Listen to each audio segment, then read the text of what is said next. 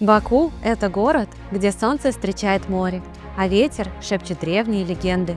Здесь восточная мудрость сплетается с современными ритмами. Узкие улочки старого города ведут к башням, что помнят тысячелетия, а набережные сияют огнями будущего. Азербайджан – это земля, где гостеприимство не просто традиция, а часть души, где чай наливают с теплом сердца, а плов собирают за столом семью и друзей. Здесь горы хранят тишину, а степи – силу предков. Здесь каждый рассвет – как обещание нового дня, наполненного ароматом шафрана, гранатового сока и свежего хлеба. Добро пожаловать в Баку – город, который невозможно просто увидеть, его нужно почувствовать. Всем огромный привет! Вы на канале Вечное Лето. Всем привет! И мы отправляемся в новое путешествие. Отдохнувшие, вдохновленные на новые выпуски, мы отправляемся в Азербайджан, в Баку. Мы никогда там не были, но зрители писали, говорили, что там очень красиво, обязательно стоит побывать. Мы уже собрали наши новые чемоданы. Плюс мы с Сашей едем не вдвоем. В этот раз будет необычно, потому что с нами еще едет наш друг Коля. Коля классный, он был с нами в Турции, дальше вы его увидите. Мне очень понравилось, как сказал Коля. Когда мы предложили ему поехать, он сказал, я обязательно поеду. Я говорю, Коля, ну это дороговато. Он говорит, Свет, мне уже 30 лет, а кроме Турции я нигде не был. Я хочу посмотреть мир, я хочу понять, как люди живут. Мне не жалко денег. Этот год у меня год путешествий. Я желаю, чтобы у вас тоже этот год был годом путешествий, а мы отправляемся. Я не знаю, что происходит. Ветер, дождь, тучи, кошмар, пыль летает, листья. Ой-ой-ой, не хочет нас Саратов отпускать. Но мы ненадолго. У нас в городе ремонт вокзала железнодорожного. Его вообще снесли, заново строят по новому проекту. Должно получиться круто. Мы ждем Колю и узнали, что наш поезд перенесли на 40 минут. А у нас пересадка на самолет. 2 часа 50 минут. Я надеюсь, он придет вовремя, и мы успеем на наш рейс. Все, Колян приехал, Колян приехал. Ура, Колян! Привет! Добрался! Как тебе погодка? Ужас. Еле доплыл. Поезд перенесли на 40 минут. Представляешь? А у нас там вылет. Надеюсь, мы успеем. Когда мужчина отправляется в путешествие один. Посмотрите, я могу одним пальцем поднять его чемодан. Он просто пустой. Что там у тебя? Твой носков и все? Минимальный набор. Все, что самое необходимое. Мы купим все там. Мы пойдем на шопинг, все купим. Посмотрите на наши хоромы. Это считается старый поезд, да? Саша у нас по поездам, он много ездил, он все знает, он сразу шел, говорит, старый вагон. Я думаю, где тут написано, что он старый, нормальный вагон. Фишка в том, что из-за ремонта мы не смогли идти по перрону, нам пришлось с 10 до 2 вагона идти с чемоданами, преодолевая препятствия в виде пяток. Колян устал уже, завалился спать. Мне кажется, все, Колян уже никуда не хочет. Коля с огорода привез нам клубнику. Данс. Вот как хорошо путешествовать летом. С хорошими друзьями. Я говорю, если вот человек очень сильно устал, и у него немного денег, он, в принципе, может с друзьями поехать в никуда. То есть нет отеля, нет города, куда он приезжает. Просто 2 дня в одну сторону, 2 дня в другую. В купе вот так вот тусуются, они общаются, отдыхают и едут. Набрали еще курочку нашу любимую. Грильчку. Сейчас проверят наши билеты. И будем устраивать вечериночку. Время... кстати, мы перепутали, наш поезд не перенесли, так что не переживайте, все нормально. Все нормально, представь, мы бы ждали тот поезд, этот бы наш ушел, мы такие, а там 2 поезда, 133 и 135. Я думаю, наверное, перенесли, иногда цифры переносят. И все, наш поезд ушел, мы бы ждали. Да, Коля бы нас... Приходим, а чё, где? Причем тот называется Москва-Саратов, а этот Дербент, что-то Москва. Да. Пока Колян пошел в туалет, я хочу вам рассказать, смотрите, вот видите, Колян взял с собой 2 энергетика. Я говорю, Колян, не пей ты эти энергетики, они вредные, там столько сахара. Я говорю, вот лучше возьми Агушу. Вот это вот, да, полезный состав. Давай вот туда Агуши нальем. Налить Агуши, может, ему туда. Так, Светик переодевается в пижаму. Чтобы удобно, комфортно, ничего не давит. Мы вообще думали, спросите, а что на самолет не полетели? По времени, не по получалось. Очень долго ждать. А так мы приезжаем, у нас 3 часа и вылет. Мы как раз доберемся, за 2 часа будем там до вылета. Ну, как бы это уже норм. Посмотрите на наш классный стол. Курочка, свежие овощи, овощи на мангале, 2 соуса, лаваш, отварные яйки, клубничка. Просто сказочно, да? Как в лучших ресторанах. Кофе. Мне кажется, этот выпуск будет на 30 минут, и мы еще не доедем никуда. Просто мы едем. Ну, согласитесь, вот даже когда ты уже в поезд садишься, ты уже отдыхаешь. У Саши брат, он всегда говорит, для меня, вот я сажусь в Аэроэкспресс, и для меня отпуск уже начался. Многие так долго ждут отдыха своего, и вот садишься в поезд уже. Все хорошо. А теперь вот все началось. Конечно, вот это все билеты, бронировать по времени. Помнишь это видео, чувак бронировал, в итоге забронировал не на тот город. Это все очень сложно, волнительно, думаешь, это вот организовывать. Но потом ты садишься, летишь или едешь, и думаешь, все, еду отдыхать. Кстати, на поезде, когда едешь, приезжаешь, ты не устаешь так, как на самолете. Я не знаю, почему там на самолете вроде лететь недолго. Но... Весь высохший. Я патчи для глаз взяла и маски. Сегодня мы вам сделаем красоту. Коля, расскажи, какие у тебя предвкушения от этой поездки? Чего ты ждешь? Почему ты вообще согласился? Вот из ребят никто не согласился. Давно хотел вырваться куда-нибудь, повидать мир.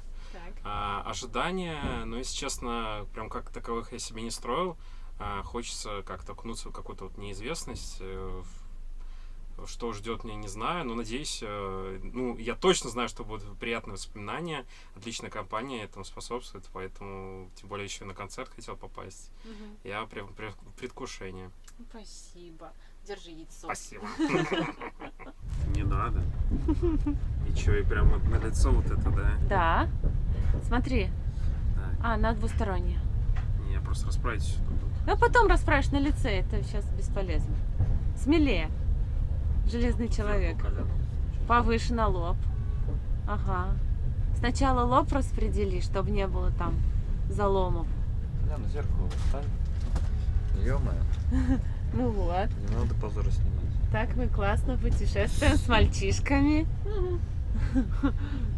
Нам проводник сказал не пить, не курить. Зашла бы она сейчас, она была бы удивлена. Про маски ничего не сказал. Про маски ни слова. Маски Ой, шоу. слушай, тебе хорошо. Ты как ребенок. Только с бородой. Это моложущая, да? Да, и от прыщей. Борода будет молодая, красивая. Саша. Все. С утра просто видел только в коляске. Да, и что с тобой делать? Агуша есть. Вот на секрет молодости, красоты. Коляна. Да. Молодцы, все. Завтра еще увлажнимся. Потом у нас будет второй этап увлажнения. Еще ногти сделаем, давайте. Все. Девочки, записываются на ноготочки. Все, ребята, мы прибыли в Москву вовремя. Погода отличная. Теперь нам самое главное успеть на такси. А Павелецкий вокзал все тот же. У нас до вылета еще час, мы прошли контроль. И очень захотелось есть. Поэтому пришли в «Жигули». Заказали себе завтрак. У меня драники с лососем и шпинатом. У Саши вообще тяжелый люкс. Бифштекс с яйцом и картофелем. У Колина паста и имбирный чай на всех. Сейчас подкрепимся и поедем. А ужинать будем уже в Баку. Спасибо, кстати, всем, кто написал рекомендации, куда сходить, какие рестораны. Да, в нашем телеграм-канале. Мы все отметили, пойдем. Кстати, мы везде успели, так что все хорошо. Нам написали, что мы привезли в Москву солнце. Наслаждайтесь. Мы вам можем еще отсыпать, потому что у нас там жара несусветная. Все, мы поели, вкусно попили. Все вышло на 3300. на 3300. И все, грузимся в самолет. Единственное, не успели купить воду, что-то залипли в телефонах и все вылетело. Давай Колю спросим. Ты боишься лететь? Нет, я же с вами. Все. С вами не страшно. До Нового года. Все, ребята, мы полетели.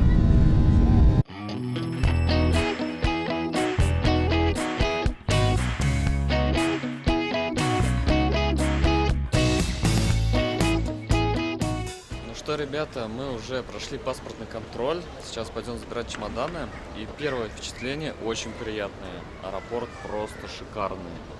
Чистый, красивый, новый. Прям глаз радует. В общем, ребята, здесь можно заказать такси через приложение Yango. Это заграничное приложение Яндекс.Такси. Цены нормальные. И вот смотрите, какой красивый аэропорт. И здесь классно, что когда ты выходишь из аэропорта и заказываешь такси через приложение, не нужно идти куда-то далеко, чтобы сесть в такси. Вышел, сразу стоит машина, ждет тебя. Хорошая, комфортная и недорого. Что-то у нас там 340 рублей, что ли, получается. В общем, ехать 21 километр. Ой, ребята, я думал, нас минует эту участь идти по старому городу с чемоданами. Я читал отзывы, что если бронируете отель в старом городе, то такси вас не сможет подвезти к отелю. Так и получается. Идем пешком. Заселились в наш отель, заселили Калина, он живет на первом этаже, мы живем на втором этаже. И сейчас покажу вам наш номер. 2 кровати, высокие потолки, номер просторный, красивый, мне нравится цвет стен.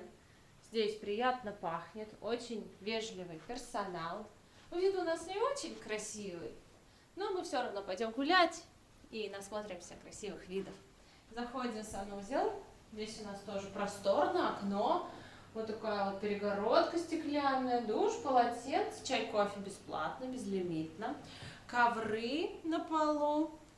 Ну, красота. Немножко устали, так после дороги так трясло в самолете, прям долго. Но настроение хорошее, заряженные на прогулки, новые приключения и вкусную еду. Да, сейчас соберемся и пойдем ужинать. Да. А у нас сегодня еще экскурсия. Так что не переключайтесь, пойдем узнавать Баку поближе. Мы искупались, отдохнули. Ну как отдохнули? Саш немного повалялся, пока я сушила волосы. И сейчас идем на ужин. Наш первый ужин в Баку. Настроение прекрасное. Вот после душа ты другой человек. Сразу так легко, хорошо. Душ, кстати, хороший. Напор, классный, вода горячая. Не всегда есть горячая вода. Так что я всегда открываю, думаю, ну, да, нет, да, нет. Потому что бывает такая тепленькая, противная. Это прям хорошая, горячая. Так, куда мы идем? Идем есть. Тут такие улочки. Очень узкие. Очень узкие. Ой, смотри, инжир. Растет инжир. Между прочим, вот уже какой. Осенью будет готов. Ага. Пока. Ну, кстати, он уже вот такой. Может, он и летом созреет, потому что он уже набился. И тут можно заплутаться. Я говорю, Коля, если ты тут потеряешься, ты останешься тут навсегда. Буду бродить. На всю жизнь такой бродяга. Мы тут делимся наблюдениями, и Коля, и мы заметили один момент. Вроде уже высокий сезон, но людей мало. Нет толп туристов. И даже мы ехали, машин немного. Где все? Всегда так было немного людей? Или они куда-то все уехали? Если да, то куда? Мы сейчас проходили мимо сигарной. Представляете, здесь есть такие типа ресторанов, куда можно прийти, ну, посидеть, напитки выпить, но там в основном курят сигары. В общем, вот, ребят, здесь народу уже побольше, музыка играет. И вот мы идем вот в этот ресторанчик. Заведение оказалось настолько популярным, что нет столов. Попросили подождать 10 минут и сказали, столы будут. Вау, какая красота! Хорошая ягодка есть, хорошая клубника есть, малину это, черешня есть это, ежевика это. Как, нормально? Я бы взяла, если бы мы сейчас в отель, а мы на экскурсии. Красота. Мы подождали, наверное, минут 5 от силы. И нам на пробу принесли гранатовое вино. Я думаю, какое взять, виноградное или гранатовое?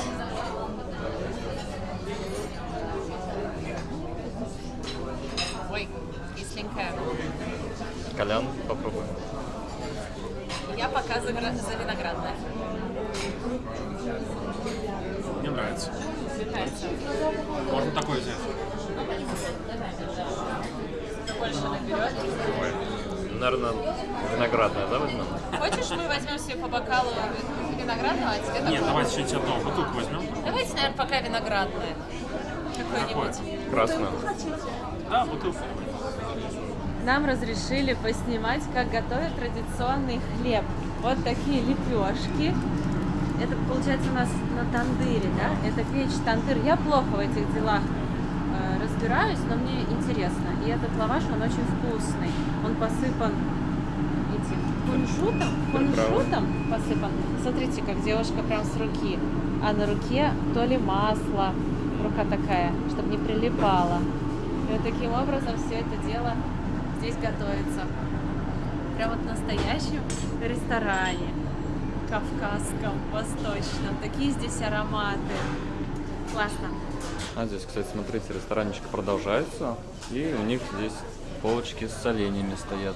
Огурчики, помидорчики, клубничка, варенье, большие банки. Хороший отдых начинается с хорошего ужина, хорошей компании. Ребятки, пью за вас.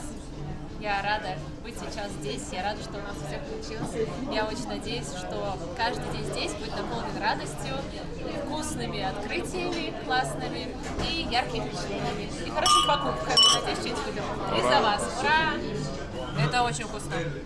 Я не знаю, что это. Какой-то салат. Вы просили порекомендовать самый вкусный салат? Вот это обязательно попробуйте. Это помидоры, очень вкусные. И здесь лук, грецкий орех и какой-то то ли гранатовый, кисленький соус. И меняется вкус помидор. Они такие прям становятся и не соленые, и не квашеные, а они прям вау. Очень вкусно. Вот это мне очень понравилось. Мы взяли еще куриный паштет, аджику, мангал-салат, овощи на мангале. Вообще мы ждем лепешку. Нам сказали, чуть подождите, будет прям горячий с тандыром. Поэтому мы ее ждем. А как это называется? Гайнана даянди. Запомнила? Теща свекровь одобрила, ей это блюдо нравится. Да. Хорошо, спасибо. Здесь фарш. Вам понравится. Спасибо. Вкусно. Вкусняшка? Очень вкусно. Фарш, кабачки. Не, там кабачков нет. Нет кабачков? А что это? Баклажаны? Это баклажан на Я всегда мангале. их путаю. Я путаю кабачки и баклажаны. Я имела в виду. Очень вкусно. Очень вкусно. Кто-нибудь уже распечатайте мне, как выглядит кабачок и баклажан. Я знаю, что баклажан фиолетовый, но мне почему-то хочется сказать, что кабачок фиолетовый. Вот, я их вечно путаю, надоело уже. Скоро татуировку сделаю. Здесь кабачок, здесь баклажан. А какой вкусный хлеб. Да, только с тандыра, ребята. Обалденно. Да с этой закусочкой. С этим винишком. Была хорошая. Чтобы этим летом у всех были шикарные отпуска. Да, ребят, за вас. Желаем вам тоже оказаться там, где вы хотите. Ну что, ребята, пробуем мясо в Азербайджане. Да, очень вкусно. Сразу насыщенный вкус мангала. Как у них это получается? Нереально вкусно. Колян, у тебя как люля? Очень вкусно, Очень я за него вкусно, скажу. Я уже У тоже. нас такого нету. Только здесь, только сейчас. Ты реально Очень много, да, попробовать. пробовал? Очень вкусно прям. Нижнятина. И вот это вот вкус дыма, такой насыщенный. Как они могут, да, Я передать? не знаю. Я тоже шашлычник, как начинающий. Я Один дома раз делал. шашлыки. Я шашлыки готовлю, всю семью кормлю. Но у меня не получается, чтобы такой дымный был вкус. Да. Очень вкусно. Ну, ребята, сейчас будем пробовать нашу любовь, пистолетики. Это наше любимое Саши блюдо. А вообще...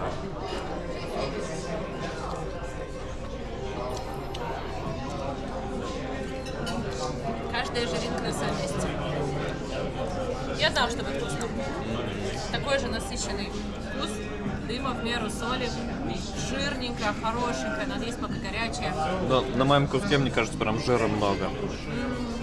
5 из 5, очень вкусно. Мы так вкусно поели. Наш фаворит люля, очень вкусно, и салат. И наши пистолетики очень вкусные. Вообще все вкусно. И теперь мы перешли к десертам. Быть здесь и не попробовать традиционную пахлаву было бы преступление. Спасибо. Мы заказали чай с чабрецом и пахлаву. Пахнет вкусно. А, кстати, стаканчики как в Турции. Да. В форме тюльпана. И я пробую. Вкусно. Ореховое, много орехов, много меда и свежее. Хорошо сидим. У нас экскурсия через час. Мы думаем, зачем? Давай тут сидеть до ночи. Я очень люблю пахлаву, и когда мы с Сашей начинали жить вместе, я решила его порадовать домашней пахлавой. Я нашла рецепт в интернете, потратила весь день, перевела 2 килограмма грецких орехов, чтобы приготовить вот такой поднос пахлавы. И это было ужасно. Она была дубовая.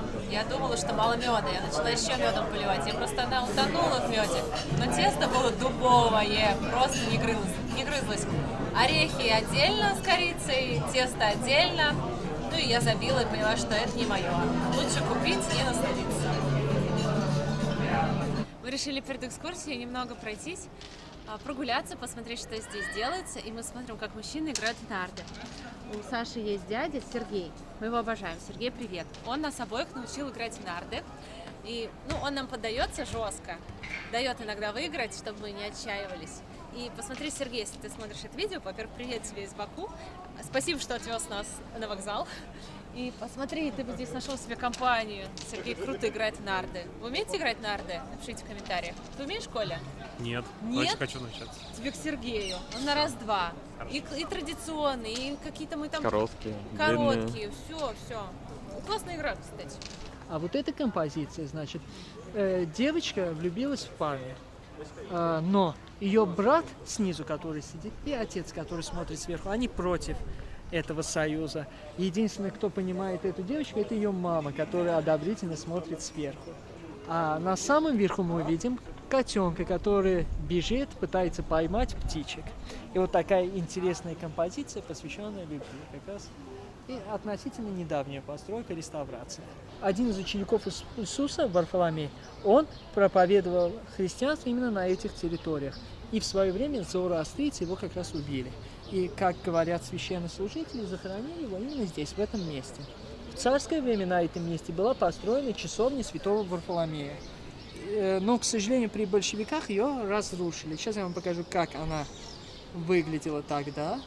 И почва взята с каждого района, и создана такая совместная композиция.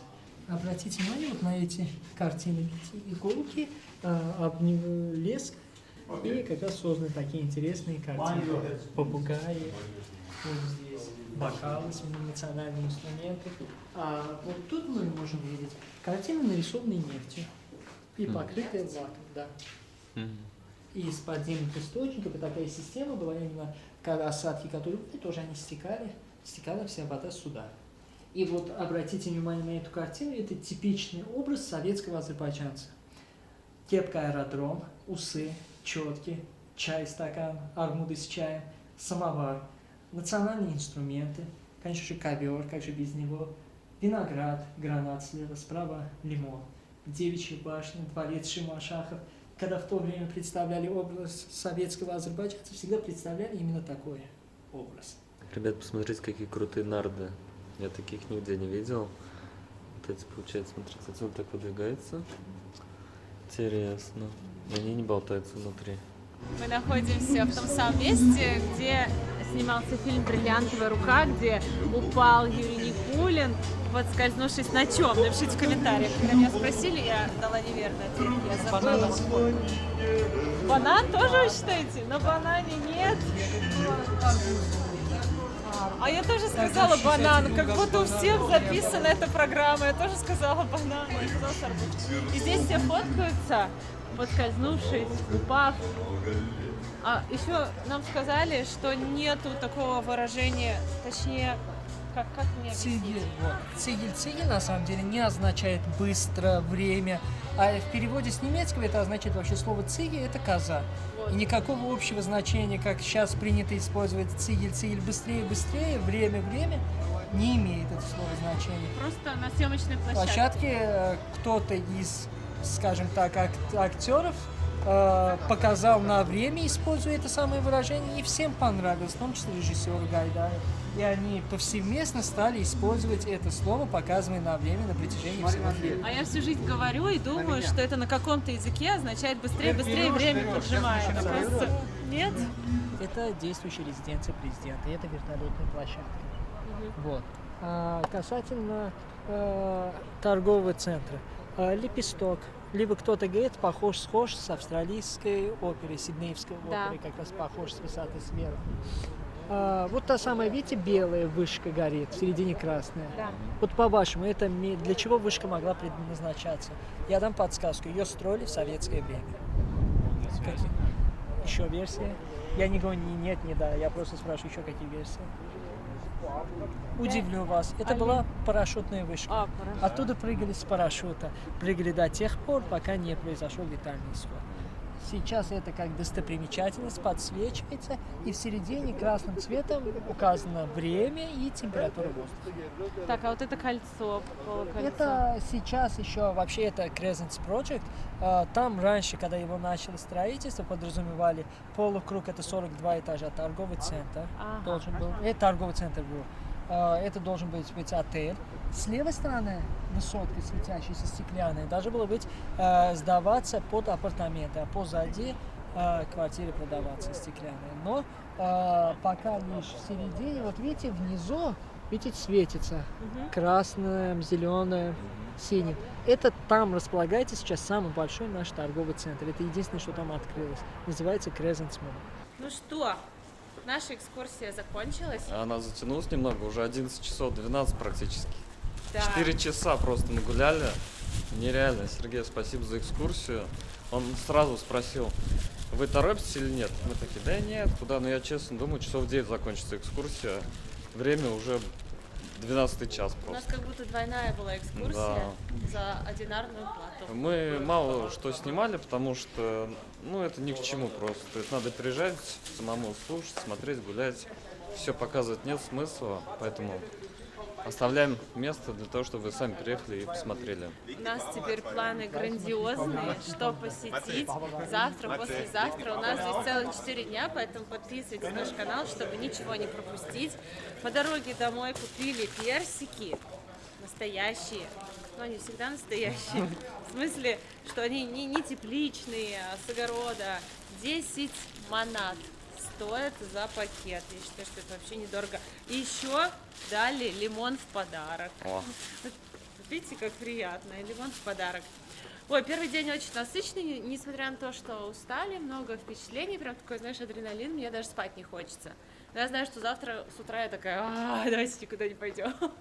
Все-таки устаешь. Вот я и говорю, что в путешествиях, когда ограничены дни, тебе приходится всегда идти на компромисс между сном и отдыхом и прогулками и новыми впечатлениями. Хочешь побольше посмотреть, будь готов чем-то жертвовать. Но, как Саша говорит, усталость пройдет, впечатления останутся. А вы как считаете? Напишите в комментариях. И мы начинаем новый день в Баку с потрясающего завтрака. Давайте посмотрим, что нам принесли. Ой, это калачик. Я знаю, это вкусно. Сырок. Мы пришли в ресторан, он называется 145. И здесь красивый вид с террасы. Посмотрите, вид на город, когда мы сегодня пойдем гулять. И здесь можно выбрать завтрак на 2 персоны, на одного или на 4. Мы взяли на 4. И к этому завтраку идет 3 горячих блюда. Там омлеты на выбор. Сейчас покажу, какая красота. Нам уже все потихонечку накрывает. Как турецкий завтрак, да? Как в Турции. Блинчики. Это красота. Помидорчики, сосиски, тосты. Мы хорошо выспались. Сегодня у нас нет экскурсии, поэтому сегодня у нас свободная программа. Будем гулять. Нутелла, маслица. Это не зря мы сюда пришли. Нет, не зря вообще. Хорошее место. Мне уже нравится. Вот с блинчиками. Нам принесли блюдо кюкю, как-то так называется. Это омлет с травами, точнее с петрушкой. Очень много петрушки, а петрушка полезна для здоровья. Коля, кушай петрушку, я тоже буду.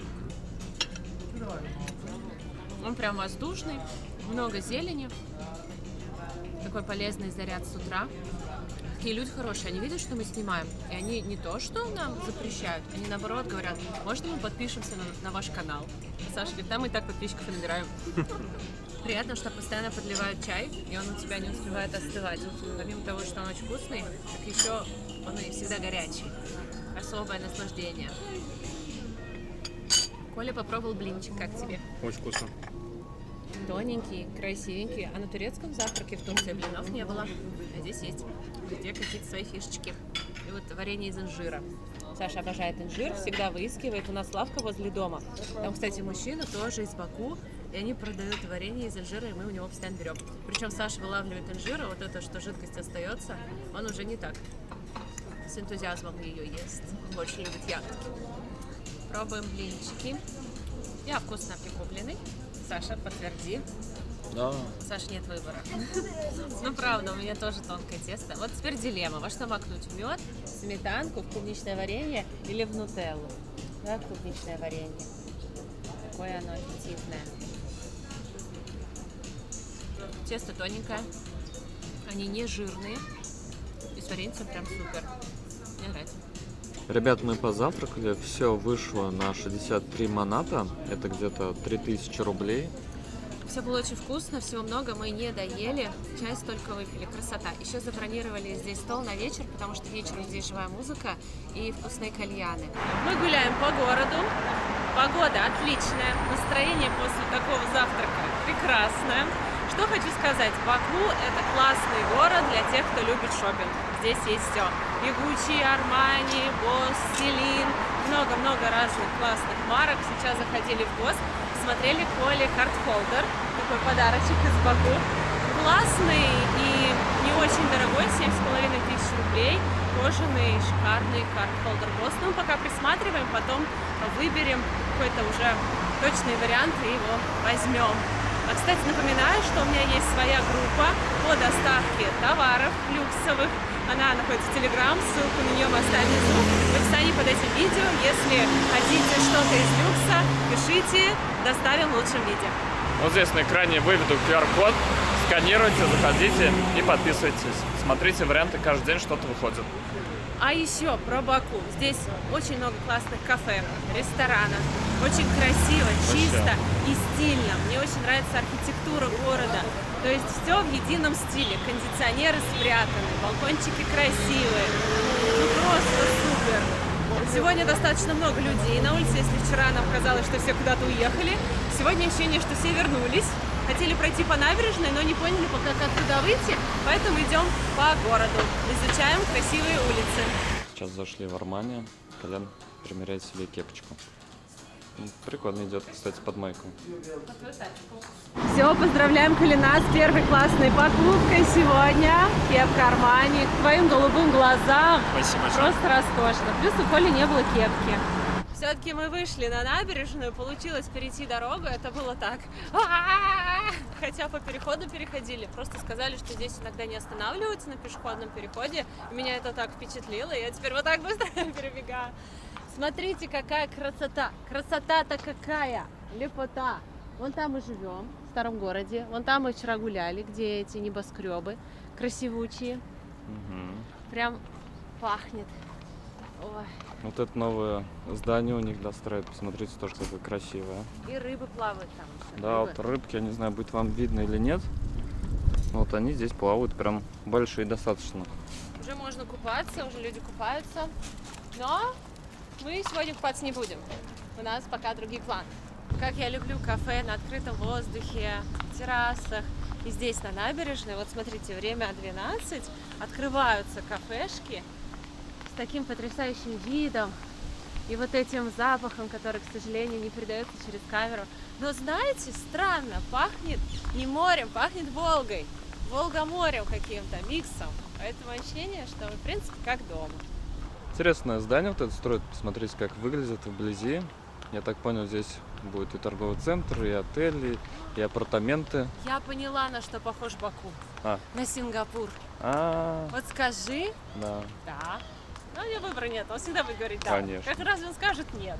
Потом будем разговаривать долго, но Да, потом тебя вызовут, значит, на допрос. Там проблемы будут. проще согласиться.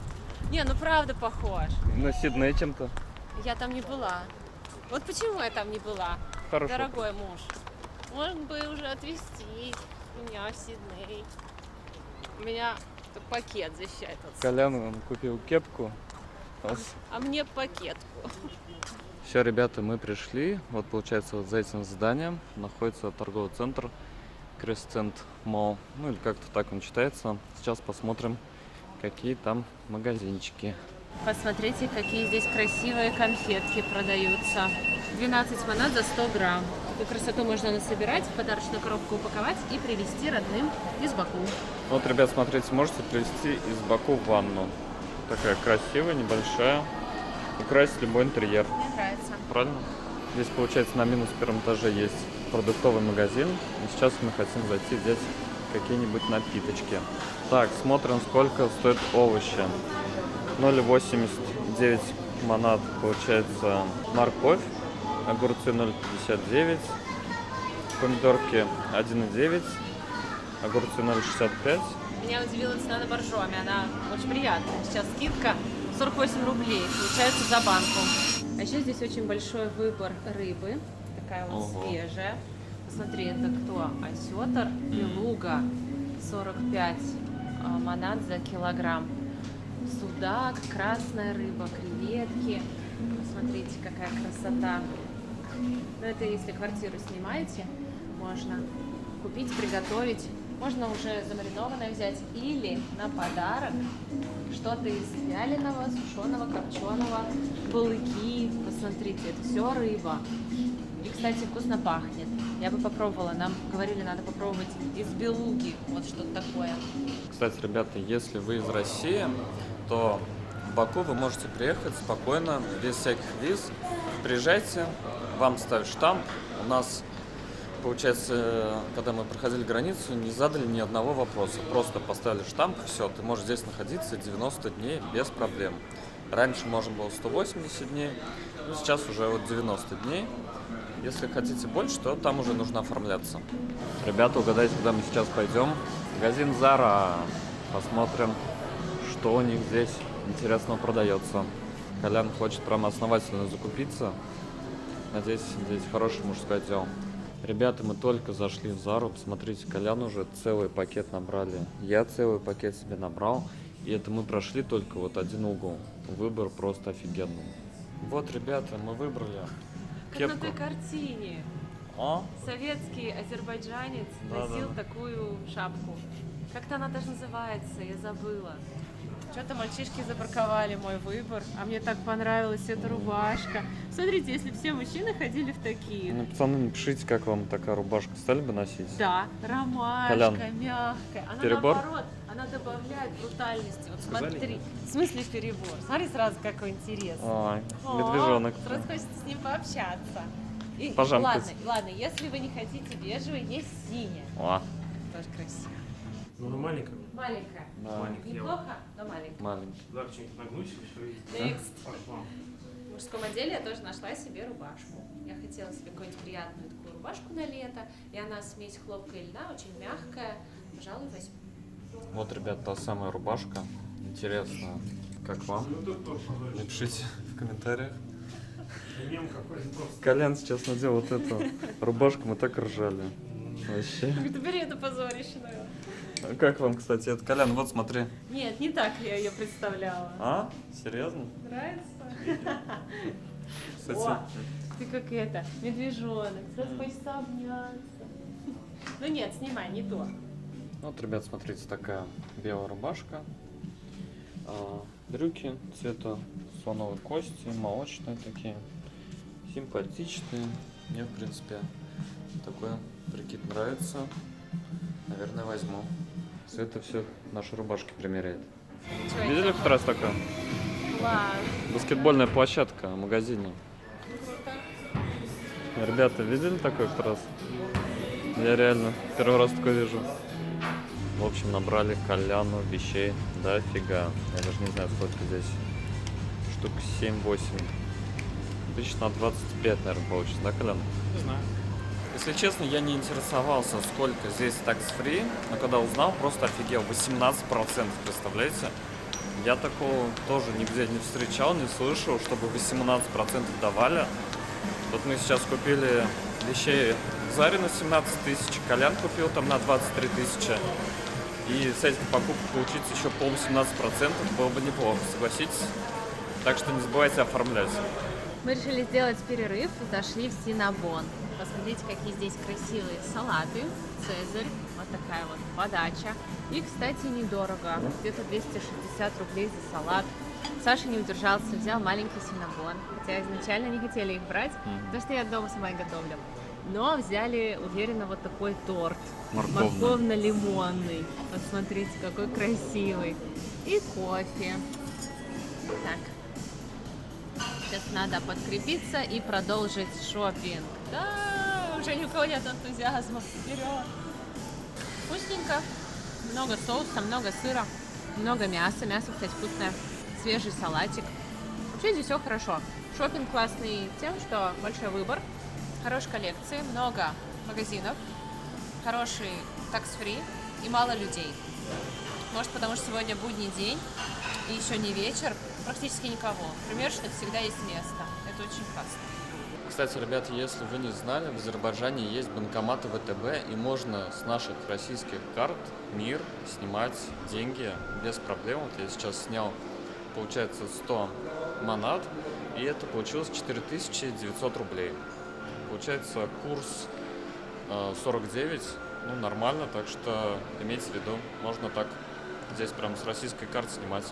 Мы сейчас, получается, в более дорогом ТЦ, посмотрите, как здесь красиво. Людей практически нет, здесь, соответственно, и цены уже гораздо выше на вещи. Но это уже для тех, кто готов переплачивать за хорошие вещи. Рассказываю мальчишкам про бренды. Теперь все будут знать. Саша уже много знает, теперь Колян все знает. Мы хорошо пошопились, купили практически все, что нужно. Единственное, я не купила несколько вещей Зары, которые были заскринены, но их не было. Ну, может, будет в другой, возле нашего дома. И сейчас отправляемся на ужин. Мы зашли в местный магазинчик в старом городе. Приехали сюда, кстати, на такси за 5 манат. Цены на такси продолжают радовать. И вот быстренько покажу вам, что здесь продается в обычных магазинах. Есть боржоми, ессентуки. Цены, в общем, нормальные. У нас потери. У нас порвался мешок с одеждой. Просто Колян идет, все рвется. Килограмм 30, наверное. У тебя чемодан треснет. Кстати, Коль купил новый чемодан, и за одну первую поездку его уже пробили. Кто-то, мы не знаем кто. Просто там практически дырка. Ну это вот, с самолета получили чемодан уже подбитый.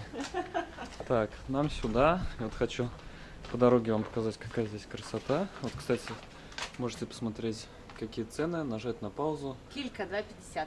Умножайте на 50 и будет цена в рублях. Чай 5 в чайнике. Целый чайник за 5. Это 250 рублей.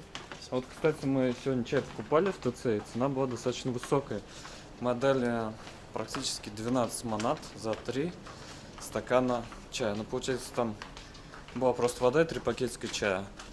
12 манат. А на завтраке он был включен в стоимость завтрака, и он был безлимитный. Сколько выпьешь?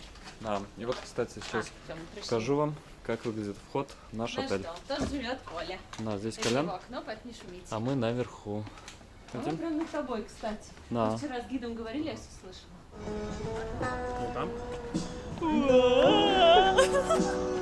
Ладно, посмотрите, уличные музыканты. Даже без этого. И сейчас мы гуляем, и полное ощущение, что мы во Флоренции. А также уличные музыканты, такой камень, все в едином стиле. Даже воздух похожий. Классно, можно посидеть, послушать живую музыку.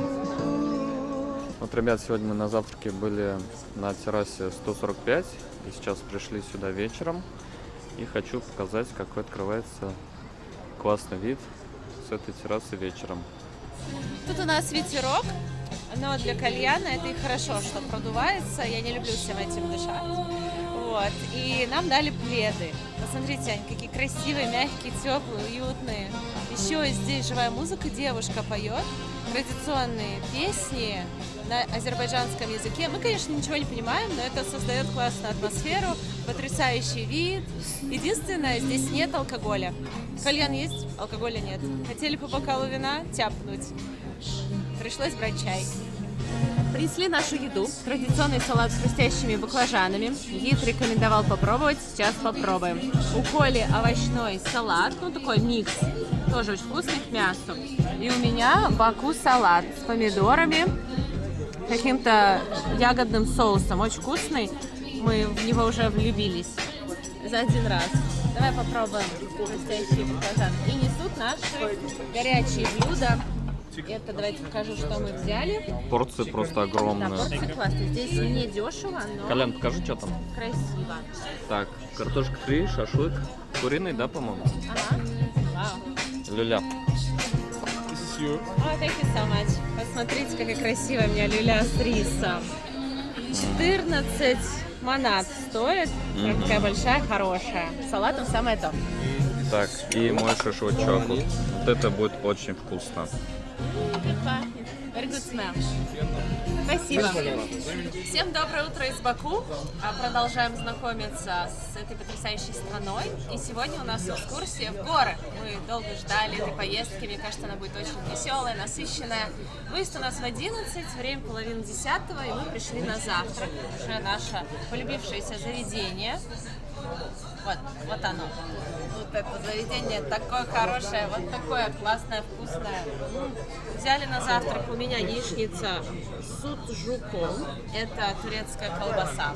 У Саши яичница с помидорами. У Колясика яичница с помидорами и суджуком. У него как два в одном. Взяли такую тарелку сырную. И посмотрите, тут сыр в сыре. Как-то вот. Кудряв живем. И здесь, кстати, недорого. Омлеты в среднем 8-9 манат. У Давайте. меня вообще 6. Ой, у тебя вообще недорого. Хочешь, я тебе колбасы подкину? Нет. Пожалуйста. Давай. Приятно. Гулять так гулять. Гулять да гулять. Так, омлет вкусный. Жирненький, потому что колбаса, видимо, была У меня жирная. здесь масло, я смотрю, вообще нормально. Хочу попробовать вот этот сыр. Или он не в сыре? В чем он? В бумаге какой-то. Это съедобно? Свете понравились вот эти ковры. Тоже домой теперь А хочет. что на мой ковер с верблюдом? Или это динозавр, мы не поняли. Верблюд. Очень вкусно. Вот это. Мягкий сыр в какой-то сырной оболочке. С яичницей просто супер. А еще лепешечка из тандыра. Надо было еще взять, куда помакать. А уже привыкла, уже хочется. Мы позавтракали, все вышло на 53 маната, это где-то $32. Так посчитали, где-то по 880 рублей на человека. Смотрите, мы, помните, ходили на завтрак с видом, с панорамным, там заказывали 4 завтрака на троих. Ну и цена получилась чуть выше, чем в этом заведении, поэтому плюс-минус по цене в старом городе поесть выходит где-то до 1000 рублей за человека. Смотрите, во всех постсоветских странах есть мечеть. Есть мечеть в честь Биби Ханум. Вот в Самарканде есть, в Таджикистане есть. А сама Биби Ханум, она была из семьи нашего пророка, захоронена здесь, на этом поселке, в поселке Биби-Айбат. Поселок назвали в честь нее. Мы поедем сейчас туда, посетим мечеть, потом продолжим свой путь. Хорошо.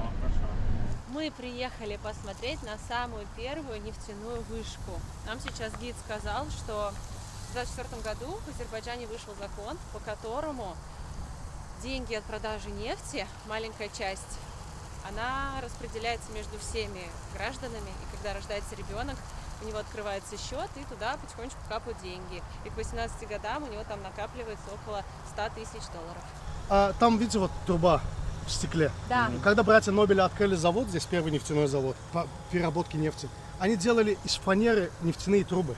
Это Из фанеры? Из фанеры. Это был хитрый ход, чтобы было и дешево обходилось. И одним словом, фанера же она дерево, а нефть она жидкое, как жирное масло. Она впитывала в дерево, она долго жила, не портилась. Увлажняла. Вот это первый экземпляр, который была нефтяная фанера. Наверное, это очень денежное место. Вот табличка. Первая нефтяная скважина в мире была здесь открыта 1846 год. Через 15 лет уже была зарыта вторая скважина в мире в Техасе, в Соединенных Штатах.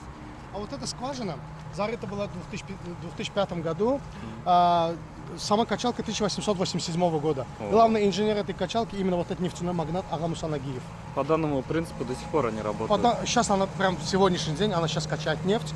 Каждая качалка такая входит в почву 635 метров и качает в день 2 тонны нефти. Ого. Азербайджанского лайт бренда. Даже здесь на это написано. Она сейчас работает, она рабочая, качает. Не только она, вот там работает, Ага. там работает. Это весь поселок нефтяных качалок. Там вот только нефтяные качалки. До 93 года у нас качали только на земле, на суше. А уже после того, как Биби вложили большие деньги, они начали качать на море. Большая сейчас, основная часть качается на Каспии. Нефть. Иду договариваюсь в ресторан, смотрю, солидный ресторан. Там тебе дают 2 меню. Один меню на $80, один меню на $60. Еда одинаковая. Там 15 видов шашлыков, 20 видов холодных, не знаю. Разница в цене из-за напитков. Есть где-то дорогая водка, где-то есть немножко менее дорогая. Вины хорошие, шампанское, в общем, спиртное. Основная цена меняется в спиртных. А кто-то делает свадьбу без спиртных, это уже там религиозные люди, вот ребята, да, у них отказываются от $80, берут за $60 стол. И вот человек, который на твою свадьбу придет, он же знает, у нас же подарки не дают, у нас деньгами дают. Минимальный поставит на конверт $100 и бросит на свое имя. Скажет: Фарид, Шаин друг. И в конверт бросил, там у нас 2 тумбочки, дом жениха, дом невесты. Гости со стороны невесты, которые приходят, ей записывают, бросают. В конце все равно все объединяется, общий счет они платят. Каждый за своих гостей, с этих же денег. У тебя еще плюс остаются деньги там на свадебное путешествие. Ой, класс. Представляете, там 10-15 тысяч долларов еще плюс у тебя там сверху остается. Ты оплачиваешь свадьбу, все расходы, плюс еще остаются деньги. Мне нравится. У нас многие говорят: жалко, что у тебя свадьба 1 раз бывает. Потому что те же самые друзья уже на 2-й раз твою свадьбу не очень-то будут охоты приходить. Потому что все равно, кто придет на твою свадьбу, ты должен или пойти на свадьбу его сына, или на обрезание свадьбы, маленькую свадьбу на его сына, или на день рождения дочки. Все равно ты возвращаешь. Ты берешь кредит как бы. Да, Понимаете, это рука руку моет, так называемые. И сколько примерно стоит организовать свадьбу? Вот сколько? Ну, представьте, на 100 человек, если по $60, сколько это делает? $6 тысяч. На 200 человек уже вдвойне. И вот так же. Где-то 20 тысяч долларов свадьба. Это поселок Бибейбат, мечеть Биби Ханум, Бибейбат. Она была родственницей нашего пророка, внучкой 5-го имама Рза. Он был апостолом, а он был родственником из семьи нашего пророка Мухаммеда, саллаллаху алейхи салама. Она была суфитом, прославляла женщин исламской религии и плюс была целительницей, целила народным способом. Когда она умерла в 13 веке, Ширваншах, который правил на то время, он приказал, чтобы на ее захоронении построить мечеть. И внутри мечеть это и захоронение, и сама же мечеть. В пятничную молитву именно здесь молится более 3500 людей. Но не здесь, а под землей, минус 1-й этаж, это огромный ковровый зал. А сама мечеть из 3 частей, 2 минарета, 3 купола. Средний купол это захоронение, право-левые купола, мужская комната и женская комната для молитвы, для маленькой молитвы. Мы приехали на знаменитое розовое озеро.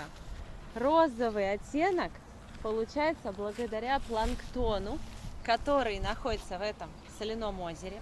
Говорят, что в середине лета оно очень сильно высохнет, и можно будет чуть ли не до середины дойти по вот этой белой соли. В очках еще лучше видно вот этот контраст, потому что как-то Фильтруются блики. И прям розовое-розовое. Вот Давай я сейчас через очки покажем. попробую вам показать. Вы видите? Ближе к нам прям розовое-розовое. Красота. Чудо просто, чудо. И оно большое. Кстати, здесь много домов, поселков. Многие покупают здесь участок и строят дом прям на берегу Розового озера. И как мы выяснили, участки не очень дорогие. 1 300 000 рублей. 1 300 000 рублей за 6 соток. 6 соток. И иностранцы могут в частную собственность приобрести себе участок. Так что, если хотите жить на берегу озера, вот есть такое предложение. Здесь очень классный воздух. Пахнет солью. Сейчас пойдем гулять по соли. Получается, у нас индивидуальная экскурсия. Да, за нами заехал гид на машине, мы Гид втроем классный вообще. катаемся. Он причем бакинец, прям из старого города в 10-м поколении. Да, много знает, интересно рассказывает, доброжелательный, открытый, веселый. Вообще классно. И не надо никого ждать, получается. Сколько хотим, столько и гуляем, фотографируемся, как-то можем менять программу под себя. Это очень удобно. Да, так что рекомендую брать именно индивидуальные экскурсии, тем более, если вы едете там в компании, вообще удобно. Да, на машине везде так проезжаете, раз. Ой, очень красиво, конечно. Тут только розовых фламинго не хватает. Можно эти круги из фламинго надуть. Честно, мы не думали, что будет так классно, так интересно. Мы когда ехали в Азербайджан, мы как бы ничего вообще не ожидали. Мы даже ничего не смотрели, не читали. Специально. И прям вау. Вода похожа на розовый жемчуг. Вот здесь вообще сильный контраст. Мы хотим спуститься прям к воде и походить по соли. Нам предложили, а мы согласились. Причем, говорят, гуляйте сколько хотите, вообще без проблем. Блесточки! Вау. Смотрите! Это реально. Ой, класс! То есть по ней потом можно будет прям ходить, прям такие крупные кристаллы, как снег. Знаешь, хочется... Смотри. Такой диссонанс.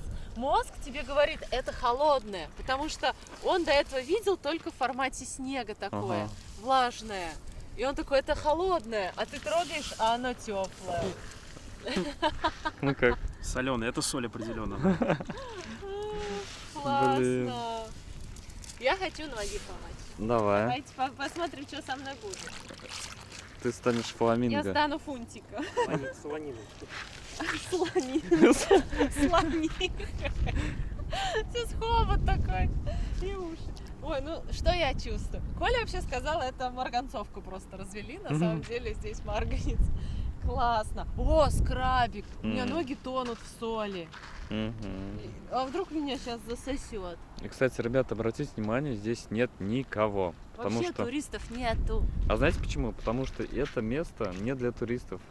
Именно вот наш гид знает про это место, нашел такую лазечку, где можно проехать. Вообще озеро закрыто, насколько я понял. Его как и экскурсию не посещают сейчас.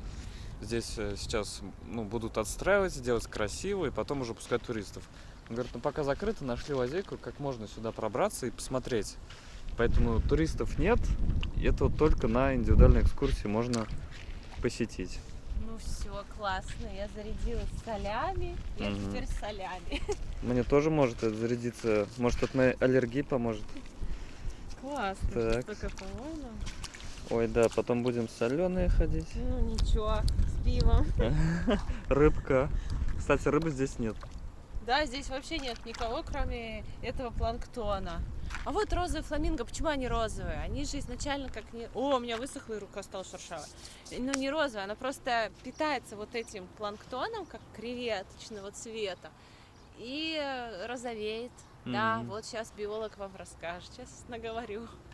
Мы сейчас были в продуктовом магазине, и он навсегда останется в моем сердечке. Сейчас я покажу быстренько.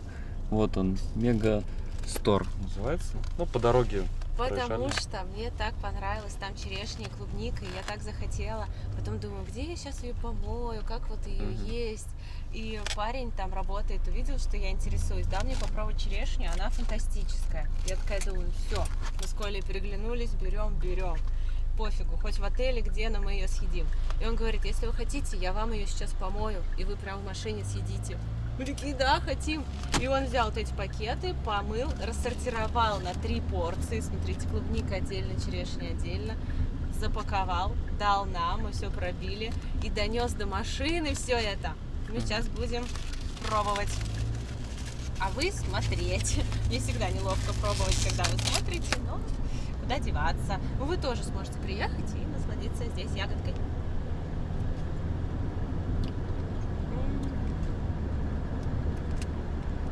Клубника топ, ароматная и сладкая, очень сладкая. И черешня. Что классно, это все местное. И недорого. Попробуйте нашу вишню тоже.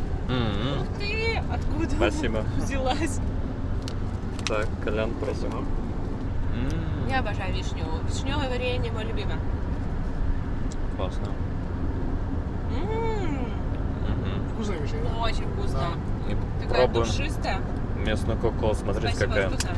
бутылка интересная. Да, стеклянная бутылка, а крышка пластиковая. И длинная бутылка. Попробуем. Это что-то новое. Пробуй ты. Не хочу. Не хочешь? Давайте попробуем.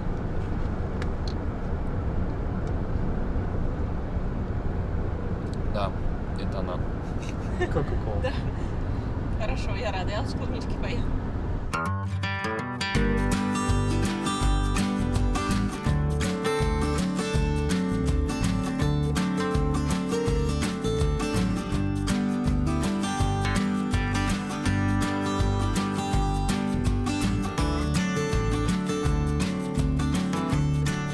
Мы приехали к подножью горы Бешвармак. Как-то так она правильно называется. Но это не как блюдо в Казахстане с картошечкой и мясцом. Это гора. Беш, по-моему, это 5, и вот как 5 пальцев. Видите, как будто пальчики. Здесь так свежо, уже чувствуется, что мы над уровнем моря. Прям так хорошо, как кондиционер работает. Классно, вид потрясающий. Сегодня повезло с погодой, хорошая видимость. Море прям бирюзовое. Ну и, конечно, пахнет Волгой. Красота. Сейчас будем делать фотки. Все встаем фотографироваться. Группа, кучнее. В общем, ребята, мы поднялись на самый верх, и когда я вышел из машины, у меня было ощущение просто вау. Вы посмотрите, какая высота, какая красота. Машины какие маленькие. Вот вы видите машины? Нет. Потому что они вот такие То кусенькие. есть, смотрите, мы встали, вот, я открываю дверь, у меня здесь сразу обрыв. Я выхожу, думаю, ого. И вот, собственно, это как скала, которая выступает из горы, необычная. Я таких не видел. Я тоже. Это что-то Мы прям... с тобой все одно и то же смотрим. Да. Я тоже не А такого не видели никогда ни разу. Мы поднимаемся наверх. Здесь крутая лестница.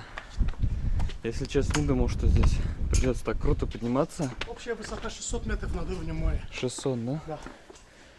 Ну классно. Прям очень крутая лестница. Вот, ребят, посмотрите, какой отсюда вид открывается. Видите, вот эти стены, здесь раньше крепость была. Здесь на кораблях приходили торговцы и поднимались зачем-то на самый верх. Вот Это он... святыня считается. Здесь пророк мусульманской мифологии Хазар встречался с пророком Моисеем. Он был единственным наставником Моисея, по легенде. И они были в поиске воды вечной молодости, ручейка. И они нашли здесь эту воду. Да? Вы увидите это место, где вода текла, и она высохла. И после встречи с Моисеем, через некоторое время, Хазар, эти горы названы в честь него, он вознесся, его душа где-то здесь бродит. Многие верующие, которые верят, у них в душе есть вера, они поднимаются в эту гору, оставляют свои желания, просят у Бога ради этого места, ради Хазы, чтобы их желания были исполнены. Вы знаете, это работает. Да, мы уже поняли, это работает. Так классно стоять на вершине горы, столько всего видно. Понимаешь, какой ты маленький человек. Очень крутое ощущение. И здесь еще ветер такой холодный. И нет преграды для взгляда. То есть он уходит за горизонт. Ты видишь все вокруг, как сокол. Нам сегодня, конечно, с погодой очень повезло. Практически нет облаков. Видимость отличная, свежо. И нет дождя. Представляете, в плохую погоду здесь не так.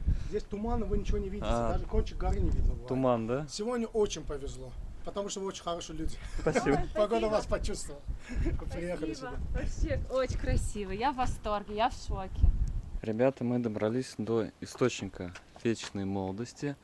Вот отсюда шла вода, видите? Ой, как высоко, я прям не могу смотреть вниз вообще. Но он пересох. Здравствуйте. Здравствуйте. Добрый день. Здрасте. Как у вас красиво здесь. Шикарно. Потому что я здесь. Нам повезло. Вот эта комната, то, что мы снизу видели, подойдемте. Давайте. Я вам так расскажу про эту комнату. Салам Мирсале, это наш друг Мирсале, он ученый в исламском мире. А здесь в основном люди приходят, сидят, молятся, оставляют свои желания. Даже отца матери принесли фотографии своих умерших сыновей, чтобы их душа как бы покоилась здесь, потому что здесь всегда намалеванное место здесь.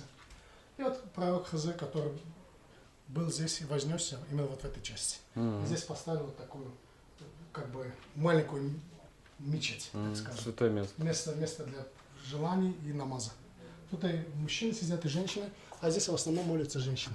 Здесь маленькая комната, как бы молитвенная комната. Так, здесь ковры, молятся здесь, и там вода даже для омовения.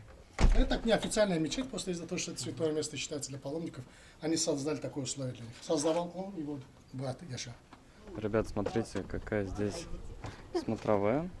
Садимся, и сейчас будут приносить чай. Это самое необычное кафе, в котором я была. Ага. А как на закате? А, закат, наверное, с другой стороны. Восход, Когда на рассвете? я сейчас так скажу, восход, по-моему, оттуда, Ага. а закат оттуда. Так, ну, ребята, на такой высоте я чай еще не пил. Такой, тем более, чай вы не пили. 9 трав, плюс азербайджанский чай и с национальным этим халвой, который у Яшара дома делают. Яшар сам горец, тат. У них совсем другой рецепт, они в лаваш делают. Очень вкусно. Там орехи, мука, мед, и они жарят ее и делают такую халву сладкую. И потом с чаем ее вот так. Ой, Вот сейчас. классно. Это традиционный самовар тульский из латуни, а это уже здесь заказное дело для больших объемов. Дрова здесь греют общую трубу, а внутри вода. И уже вода кипит, родниковая вода. Такой чай получается. Отдельно кипяток, заварка заваривается на этом большом чайнике. Классно. Это все на углях. На углях это она вкуснее, потому что дымка и угля попадает на эту заваренную воду. И вы когда пьете, чувствуете эту дымку. Нам принесли чай, причем стаканчик, как мой костюм. Это знак. Еще яблоко с мятой, необычно, неожиданно. С мятой и солью. Традиционная дарлинская халва. Это внутри халвы мед, орех и мука. Спасибо. Вот влажные салфетки дают. Классно. Как классно придумали. Ну, ребята, кальянчик давай. Ура! За Да. наше суперское путешествие. Да. Пробуем домашнюю халву, завернутую в тоненький и тоже домашний лаваш. Вкусно, да? Да. С чаем посмотрите, Мне какое кажется, сочетание будет. Здесь хорошее сливочное масло. прям Правильно, ощущается. домашнее. А чай какой. Они созданы друг для друга.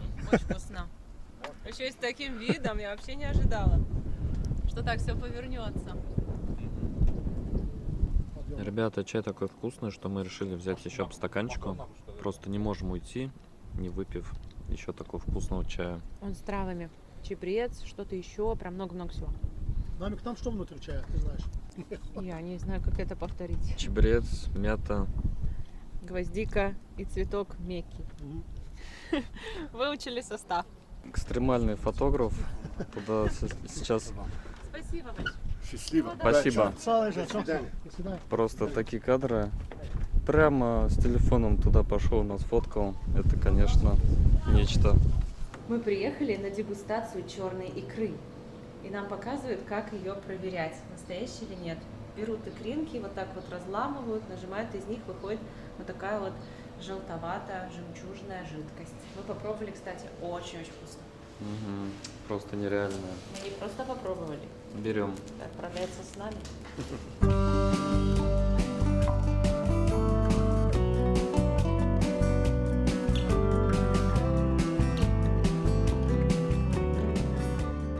Меловый период, это относится к меловому периоду, это все было под водой. Видимо, как и наши исследователи говорят, здесь проходил источник горячей воды, теплой воды.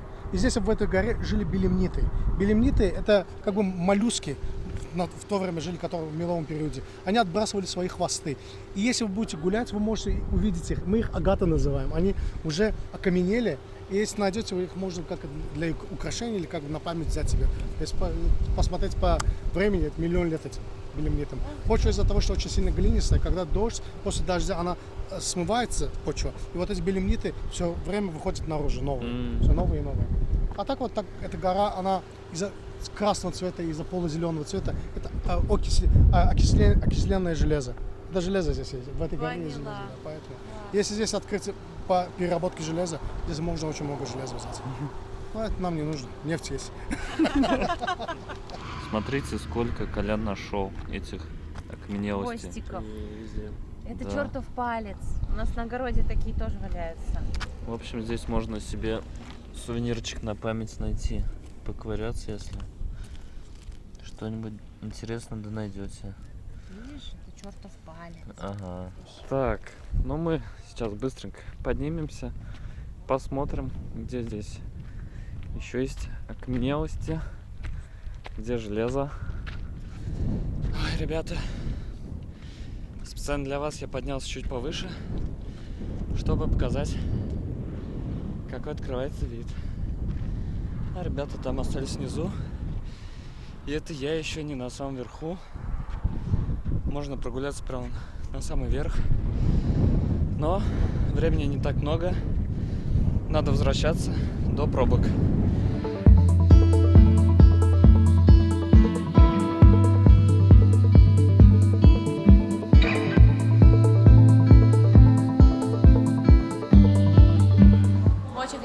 Поездку попробовать хинкали, и гид посоветовал самое лучшее место, где суперские хинкали, и мы сразу приехали сюда на ужин. Он нас, кстати, сюда и привез. И посмотрите, мы заказали вот такие жареные хинкали, но это мальчишка, я такое не хочу. Мои отварные сейчас должны приехать. Саша, ты попробуй пока жареные, скажи, как тебе. Плюс мы заказали в качестве соуса аджику, она очень острая, вкусная, настоящая такая прям. И смотрите, сколько соуса. Вот, честно, я как хожу здесь хинкали, ну, вот такой соус, ну, заканчивается за 2 хинкали. Налейте вы побольше, ну, что вам вот жалко, что ли? А здесь, смотрите, вот, на 3 дня. Суп.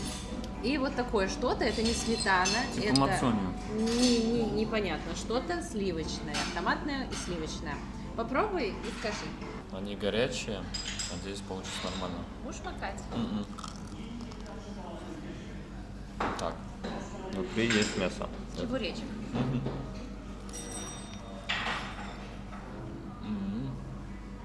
Давай Кстати, помажу. жареные очень вкусные, ребята. Коля, пробуй. Я думаю... На камеру не смотри, тут можно долго ждать, все остынет. Бери и ешь.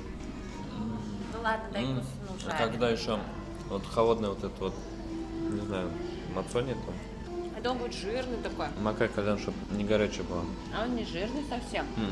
Можно и покушать. Понравилось? Как чебуречек. Хлеб есть? Хлеб. Окей. Так. И можно в аджику это все дело так вот макнуть и с кайфом съесть. Еще после гор, после прогулок. Вообще классно. Вот это классно. Насыщенные дни путешествий. Сейчас сидим, говорим о том, что времени мало. Хочется еще денек, или 2, или 10. Да, тут много мест, куда можно съесть. Мы еще не все попробовали. У нас и плов в горшочке, Пити. в хлебе, и пити, вот это мясо в горшочке. У нас целый список, Да. целая программа. Мало, надо прям на 2 недели. Мы еще взяли говядину, томленую в сливочном соусе, с луком и грибами. Такая красота. Принесли хлеб. Сейчас я попробую сперва мясо. Отпад всего. Очень вкусно. Прям как мама делает. Лучок, сливки, грибочки и мясо нежное, вообще не жесткое, тает во рту. Такое жирненькое, вкусненькое. Это 5 из 5. А еще если взять вот так вот хлебушек, да вот так вот макнуть. Просто Какой волшебно, волшебно. Вот мясо в сливках тоже тут возьмите. Хоть это и хинкальное. Коля, это сказка. И мясо, и яичнятина. Оно как-то томилось, что ли, в этом соусе. Я не знаю, что они с ним делали, но это просто нежность. Кухня, конечно, в Азербайджане вообще божественная. Очень вкусно. Нам принесли хинкали. Сейчас Ветя будет пробовать. Так, намазываем красивенько. Надеюсь, получится эстетично. Ну уж как получится. Уже не эстетично пошло. Уже все льется. Ну, смотрите, тесто тонкое. По факту. Много мяса. Дно прорвало у нас. Ну вот и как? И что мне делать? Ну все, Ну сок всё. вышел. Сок вышел. Очень вкусное. Как получилось, так получилось. Подожди. Сейчас я еще. Я до мяса не добралась. Очень вкусное домашнее тоненькое тесто. Посмотрите, вот уже видно, да, что вкусно?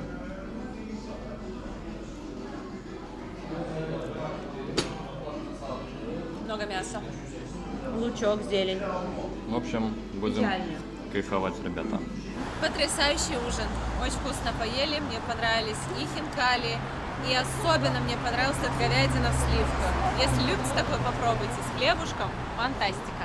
И вот так называется заведение Hingalation.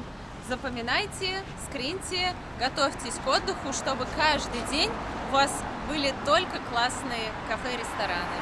А мы идем гулять. Наш вечер продолжается. И, кстати, все вышло на троих. Вот весь этот стол 57 манат. Мы приехали в торговый центр. Он называется UFC. Я вот, честно, девчонка, я не знала, что это такое, пока мне не сказали. Я думала, торговый центр так называется. Я называю торговый центр «Цветочек». Но это называется Денис Молл, а UFC это что-то на мужском. Бои без Девчонки, правил. если знаете, что такое UFC, напишите в комментариях, потому что я не знаю, что это такое.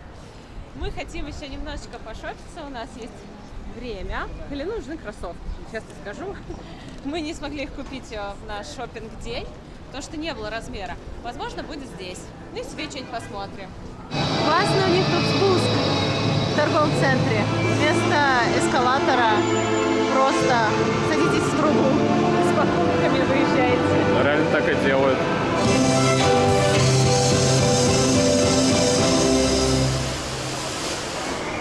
Мы успели на шоу фонтанов. Музыка прям очень громко орала. Ну все, оно уже закончилось, мы прям под самый конец. Торговый центр не очень большой. 3 этажа для шопинга и дальше фудкорт и всякие развлечения для детей. Магазин обуви, LC Waikiki, магазин косметики. Коллинз, Флоу, там. Много для детей товаров. Такого Zara, Stradivarius, H&M, ничего такого нет. Ну, смотрите сами, вот Джимми Кей, тут платья всякие летние. Я заходила, ну, что-то ничего себе не нашла. Ну, так, бегло посмотрела, но, в общем, так красивенько. Книги продаются. Много точек, где можно перекусить. С детьми хорошо. Много зон для развлечений детских. Не купили мы кроссовки, не было размера. Вот уже который ТЦ, 43-го нет. Все кроссовки в 43-м размере New Balance 530 разобрали. Ладно, придется обращаться за помощью к специалисту по доставке товаров. Оформим, доставим в лучшем виде, но придется подождать. Немножко. Да, ребята, если кому-то нужно New Balance 530, либо любые другие товары, Светик занимается доставкой. Заходите в телеграм-канал Лето SEO, сканируйте вот здесь QR-код, заходите в группу по доставке товаров и выбирайте. Светик там регулярно выкладывает интересные предложения, поэтому следите. Одежда, обувь, сумки, аксессуары, игрушки. Покажи свою красотку. Да, Лоншан со мной гуляет уже который день, очень удобная. Я же говорила, что он для путешествий классная. Да. Не мнется, легкая, вместительная и удобная. Да, всех буду рада видеть. Ребят, помните, мы гуляли по этой набережной днем, людей не было вообще. И вот посмотрите, сколько сейчас людей гуляет по набережной. Понятно, их днем нет, потому что на улице жара, а вот по вечерам все выходят гулять. Вот, ребята, еще немного вечернего Баку, посмотрите, какая красота. Единственное, мы сейчас поняли, что не можем перейти дорогу. Нету просто подземного перехода близко, поэтому приходится немного чапать. И нет светофоров, чтобы вот перейти. Шлепать, чапать. Настал новый день, и сегодня у нас снова экскурсия за город, и мы отправляемся к альпакам. Здорово! Это такие милые животные, пушистые, я очень хотела к ним попасть. Еще у нас будет, по-моему, заезд на виноградник с дегустацией и какое-то еще красивое место. В общем, все покажем, все расскажем, оставайтесь с нами. И если вам нравится то, что мы делаем, поставьте нам лайк и подпишитесь на наш канал, потому что впереди вас ждет еще много интересных выпусков из путешествий. Ну и также, ребята, заходите обязательно в наш телеграм-канал, там мы выкладываем все фотки, прям мы так все выкладываем. Сканируйте QR-код, заходите и общайтесь, у нас там чат, можете обсуждать все, что захотите в нашем чатике, там очень много людей сидит, так что заходите. И там мы быстро отвечаем на ваши вопросы.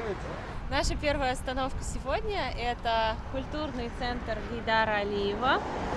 архитектурное сооружение в футуристическом стиле. В мире таких просто по пальцам сосчитать. Очень красивое. Архитектор Заха Хадид. Вообще с этого здания и началась моя мечта приехать сюда, в Баку. Потому что мы с Сашей однажды летели в Таиланд, лететь долго, тяжело, все фильмы я там уже пересмотрела. И в разделе «Наука и искусство» был фильм «Великий архитектор» Заха Хадид. Я думаю, надо узнать, кто это. И рассказывалась биография этой женщины, и там одно из ее зданий был вот этот вот проект культурного центра. И я узнала, что он находится в Баку. Я говорю: Саша, это же в принципе недалеко от нас, мы можем прилететь, своими глазами увидеть, посмотри, какое оно красивое, крутое. И вот мы здесь. По сути, с этой картинки на экране в самолете и началась моя мечта приехать сюда, и вот эта вся цепочка. Колян, вот благодаря этому видео и ты здесь оказался. Видите, как одно событие влечет другое. Когда начинаешь путешествовать, ты уже не можешь остановиться. Там что-то, сям, и вот так вот это кружевом расползается. Очень красивое здание. И вот нам гид сказал, что сверху, если с вертолета смотреть... Вся эта площадь этого проекта с птичьего полета, это подпись Гейдара Алиева. Презентация была в 2007 году, здание начали строить в 2001, закончили в 2007 году. 7 лет была стройка, и вот презентация была в 2007 году. В 2014 году она попала, это здание, лучшее футуристическое здание, получила Best Awards всего мира. Конечно, размах впечатляет, форма впечатляет. Мы не привыкли видеть такие плавные формы. Для нас с детства здание – это что-то с углами. А здесь, посмотрите, такие линии красивые. Как это придумать вообще? Как это воплотить? Вот я говорю, у меня мороз по коже. Такая красота. Мне вообще кажется, в будущем люди будут жить в таких домах, таких форм, и машины будут летать. Здесь у них еще красивые экспонаты. Вот это молекула воды, она, кстати, крутится. Смотрите, какая здесь красота. Можно сделать классные кадры с видом на город.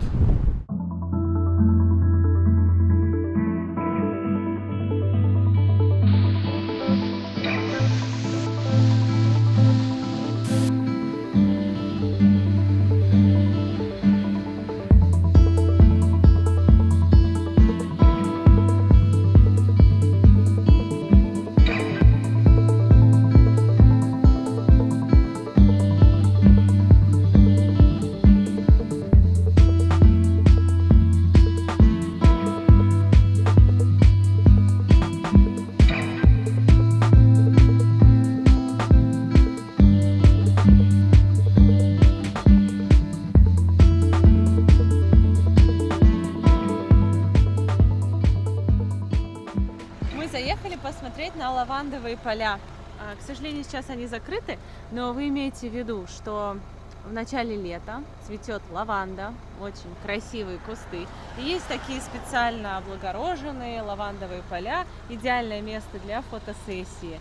Красивые, яркие, насыщенные кусты в окружении красивых холмов.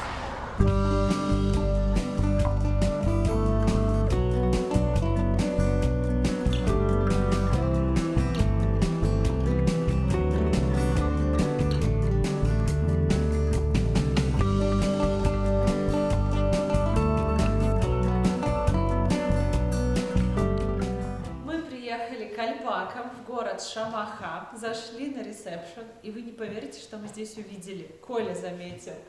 Лабубу! 4 штуки из коллекции Energy, из коллекции Macarons. Посмотрите, какие красивые. Вот у меня такой же есть, а такой я хочу себе еще 4-го.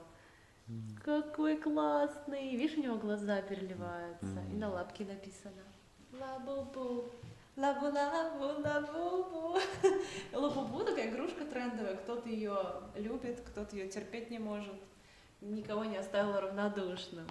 Кстати, можете заказать такую игрушку. Да, я занимаюсь доставкой лабубу. Кому надо, пишите. Причем несколько вот таких вот штук у меня есть свободно, могу быстро доставить. А вот эти под заказ, придется подождать. Нам провели инструктаж, сказали, как кормить альпак. Здесь у нас девочки, они не очень ласковые, а дальше будут мужчины, они ласковые. Нам дали вот такой корм, морковка, капуста, и сказали, как их нужно кормить. Сейчас попробуем заполучить расположение дам. Коля, ты пойдешь первый. Ты у Куда? нас такой обаятельный. Кого Ты попадать? сейчас их точно обворожишь. Ну-ка, пробуй. Ромашку жует. Ну-ка, Коля. Ну, смотри, уже неплохо. Приветики. Кстати, вход стоит 35 манат за человека. Опа. Корм Другой входит. клиент. О, привет. Воу-воу. Здорово. Ой, какая ты красивая. Ой, классный. Привет. Ой, Ой, какие- так тотально живут, что они могут пить целый день. Да? А чувство сытости не бывает. Ой, я их понимаю. Да, в этом мы похожи. Целый день могут есть. Я Это тоже да. могу. Я альпака. Вот это откуда. Так, спокойно, спокойно. Ого, ого. Классно. Колян, Вот как это дела? маленький. Очень не кормили. Что-то кормили? Привет. Туда. Камеру не надо есть. Во. Смотри, какая классненькая, коричневенькая. Мне нравится. Так, держи. Ого. Мы тут узнали, что их сейчас к сезону подстригли, ну, чтобы мне было жарко. И шерсть альпак очень ценится. Килограмм шерсти стоит $500 и выше. Из них делают жакеты, ну, всякую теплую одежду, очень мягкая шерсть, классная, да? Зубы такие у тебя классные, виниры, прям ровный, хороший. Улыбнись, вот так, давай, ты улыбнись. Я хочу, чтобы зрители увидели. Так, вот, видите, какие красивые. Смотрите, группа Viagra. Черненькая, беленькая и рыженькая, да? Какой ты красивая. Спой мне что-нибудь. Давай. Обмани, но останься. Накорми и останься. И наш суперзвезда Джеймс Браун. Ага. Могу показать его, как он милый, добродушный и более ласковый. Можешь подойти к нему, обнимать его. Можешь играться с ним. Приветики. Вот у каждого свой характер, да? Да. Они с природы отличаются друг от друга. Некоторые агрессивные, некоторые ласковые, а некоторые вообще пугливые. Мгм. А их страна происхождения, они вообще откуда? Они из Перу, из Южной Америки, где обитающиеся в горах, в Анде, с высотой примерно 3500-5000 метров. Понятно. Где у них тоже погода бывает более холодная, Привет. минус 30, минус 40. А это наш вожак Гектор. Ага. Опа, возьмем. Но он и самый большой такой. Да. Один из альфа-самцов, можно сказать. Но он так-то не особо ласковый. Мгм. А его Важно сын более ласковый, можете его гладить. Мгм. Но только не за прическу, у него есть особый стиль. Ага. Не любит как-либо портить. Понятно. Приветики. Как дела? Как дела? Ой, какой ты хороший. Кстати, похож на твою стрижку. Ты когда приходишь, тебе мастер так укладывает. Да? Ну, вы у одного барбера стрижетесь. Ему 1,5 года. Ага. А сколько они живут? До 25 лет максимально. До 25. О, круто. А ему всего 1,5. Ну, конечно, в эти 25 лет уходят их уходы, как стрижка шерсти раз в году, оттачивание зубов каждые 4 месяца. Очень классное место, понравится и взрослым, и детям. Я знаю, что раньше вход стоил где-то 8-10 манат с человека, а сейчас понизили входную плату, теперь 35. Недорого, сколько хотите здесь гуляйте, никто вас не торопит, помогают фотографироваться, говорят, с какой альпакой лучше всего сделать, какой кадр, помогают даже позировать. Спокойно, классно, в окружении гор. Посмотрите, как красиво. Воздух здесь хороший. Мне очень понравилось это место. Кстати, альпака, я узнала, сколько стоит. Мне все очень нравится, я узнаю, сколько стоит. $9000 стоит, от 9 до 15, как машина. Вот если вы хотите купить машину, ну, мальчик, да, ну, кого удивишь машиной? Никого, берите альпаку и вот гуляйте с ней, катайтесь. Ну, на них, наверное, нельзя кататься. Но факт то, что сразу все внимание будет к вам. Ни Мерседес, ни БМВ, да даже Роллс-Ройс ваш никто не заметит. А если вы с альпакой придете на проспект, о! Здесь еще такой регион классный, климат. Вот мы сюда подъезжали, спускались с горы, и такое ощущение было, что мы в Италии. Да, очень, очень похоже. Воздух такой свежий, чистый. Прям вот действительно обалденное место для того, чтобы вот До здесь... свидания, всего До доброго. свидания, спасибо. Сейчас я ручки помою. Ага, давай. Прям идеальное место с таким свежим климатом. Здесь вокруг везде зелень, красиво. И вот мы сейчас сюда пойдем пить кофе.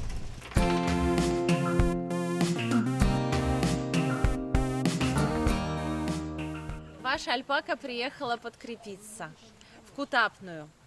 Это такие вкусные лепешки, которые здесь готовят. И по дороге в другой город мы решили их попробовать.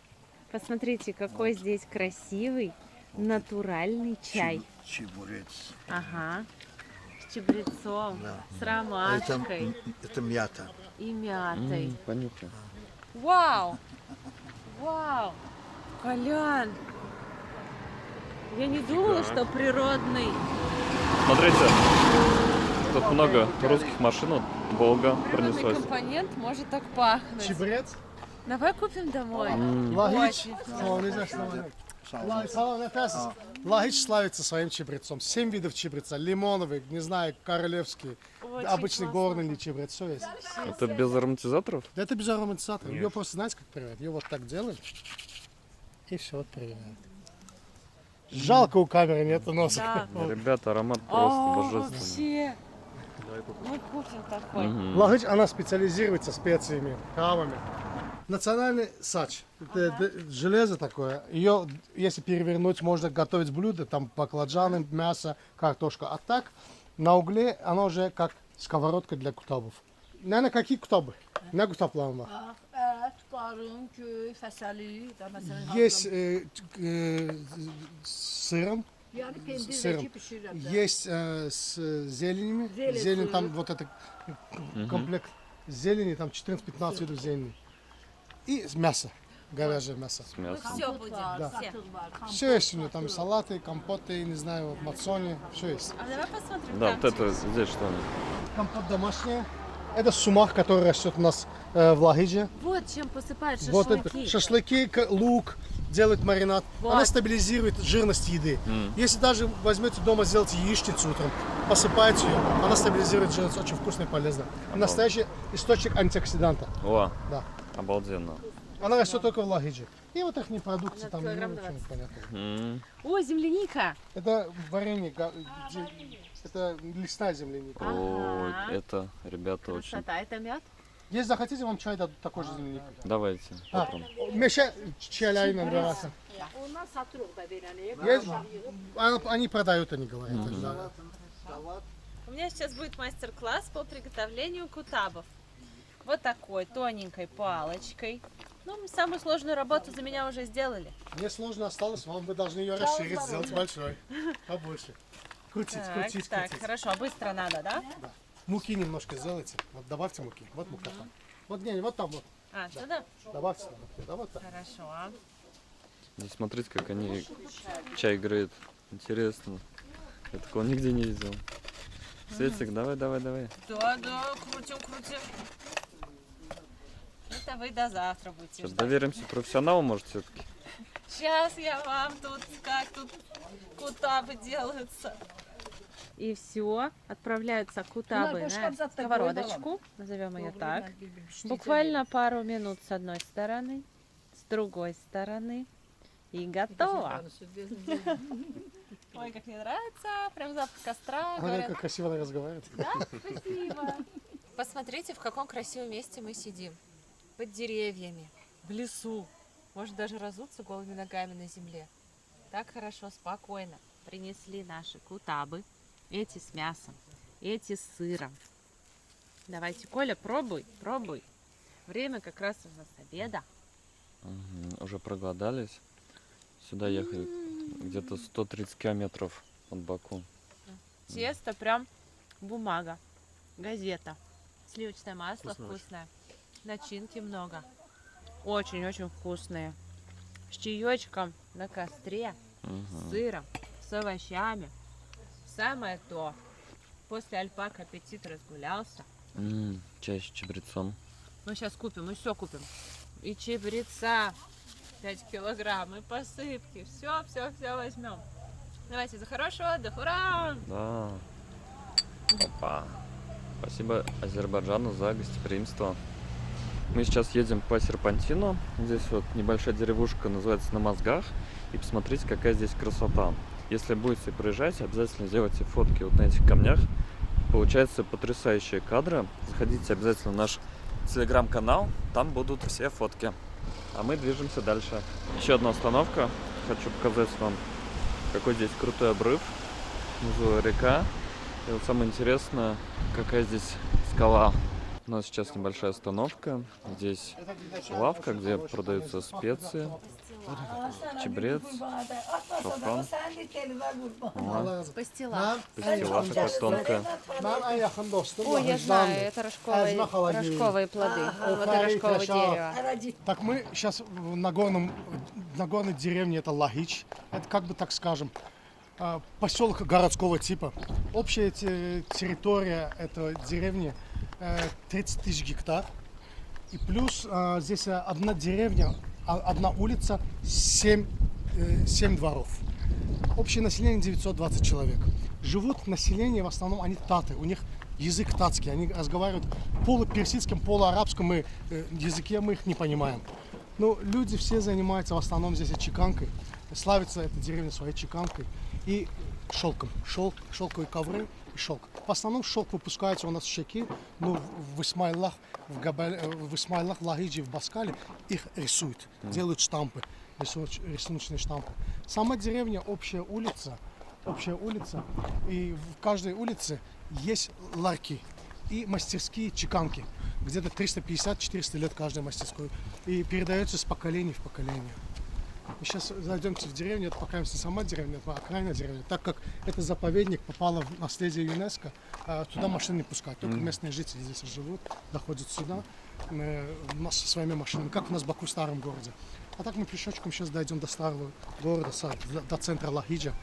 И посмотрим, я вам покажу, расскажу. Вы увидите, как чеканят, можно сделать даже мастер-класс по чеканке. Чеканка на меди. Мед делают сами вот эти тарелки. Есть антиквариат и делают вот такие тарелки и вот начинают чеканить. Хотите пройти посмотреть, заходите, они приглашают внутрь вас. Посмотрите. Это вот все ребята делают здесь. Вот это все здесь Лагич. Лагич славится своей вот этой чеканкой. Национальные орнаменты. Вот это все чеканят на меди. Это старинное. Просто ее обработали и начали чеканить. Такая работа где-то в 2 месяца, 3 месяца заканчивается, когда начинают уже делать. Или вот такие тарелки, смотрите. Тоже. Она по качеству потяжелее. Такая стоит это настоящая медь и работа мастеров. 120 манат стоит такая, например. Но она, так скажем, да, альтернативы такой другой нету. Это в чем плюс? Каждая работа, она своеобразна по-другому. Сюда даже приходил президент со своей женой. Вот, ребят, настолько популярно это место. Это нарды такие, да? Здоровые прям. Это ручная работа. Сколько здесь всего? 200 манат стоит. 200 манат, ну, в принципе, 10 тысяч рублей. Вообще это, ребят, я думал, дороже, если честно. Здесь продают шелк. Говорят, шелк, настоящий шелк, она зимой дает теплоту, а летом прохладу. И она сливается с вашей кожей. Так говорят, да, у нас так. Ребята, это мозг барашки. Скраб из мозга барашки и пыльца камня, речного камня. Они смешивают, делают вот это как бы скраб.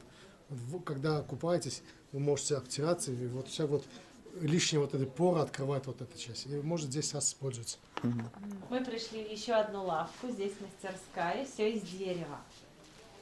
Рожок, видите? Да. В любой размер рожок есть там. Это ложки мои делают из дерева, вишня из... Какой хороший здесь мужчина, он говорит, Фисташка. у тебя есть волосы, у меня есть заколки. Пойдем. Вот, смотрите, какие классные. Такие одинаковые, двойные, тройные. Четочки. О, кстати. О, здесь вот сколько штук? 100? 99. 99. И вот это называется халифа.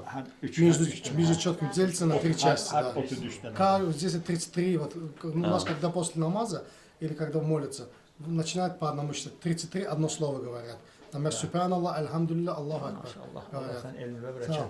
И вот так-то вот, они делают зикр. Зикр это омовение всех ваших грехов, мытье ваших грехов.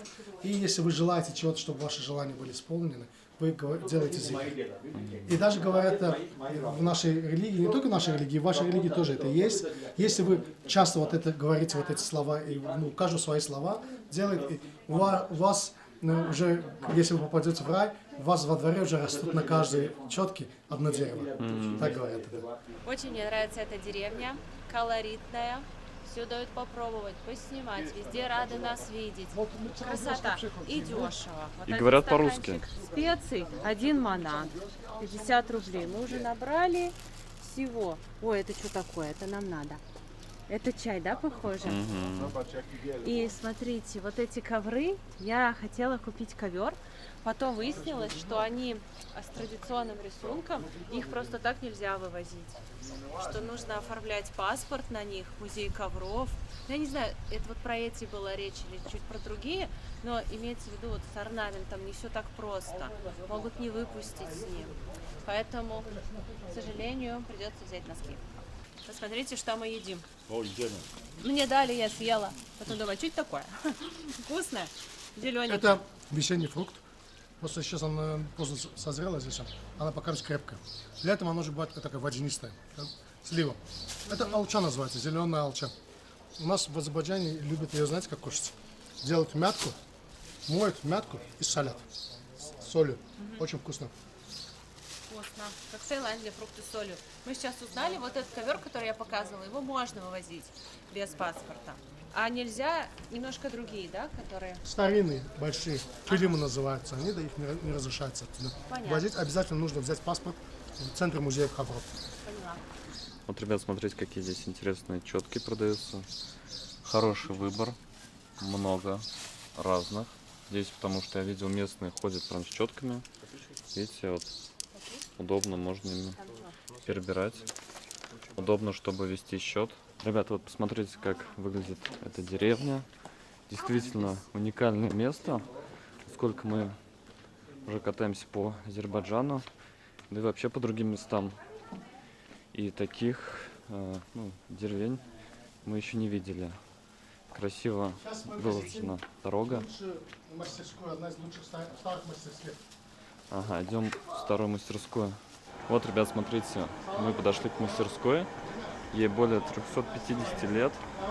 Вот здесь все это дело наш близкий друг. делается. Здравствуйте. С поколения в поколение они работают чеканкой, занимаются. Мастерскому более 350 лет. С поколения в поколение они занимаются этим делом. То, что здесь они делают, в магазине вы увидите уже в оригинале, как это все сделано. Да, видно, что место не новое. Это не для туристов, да, вот это все сделали? Это все для себя, это не для туристов, нет, они работают здесь. Мастерская в основном многое время закрыта была. Сегодня нам повезло, что они здесь работают, не работают. Да. Самовары делают, реставрацией занимаются. На место заказа у них большое блюдце делают, смотрите сейчас. Ага. Мы еще, ребят, можем прямо сейчас посмотреть мастеров в работе. В общем, ребят, медь разогрели. Самовара. Он делает много для самовара.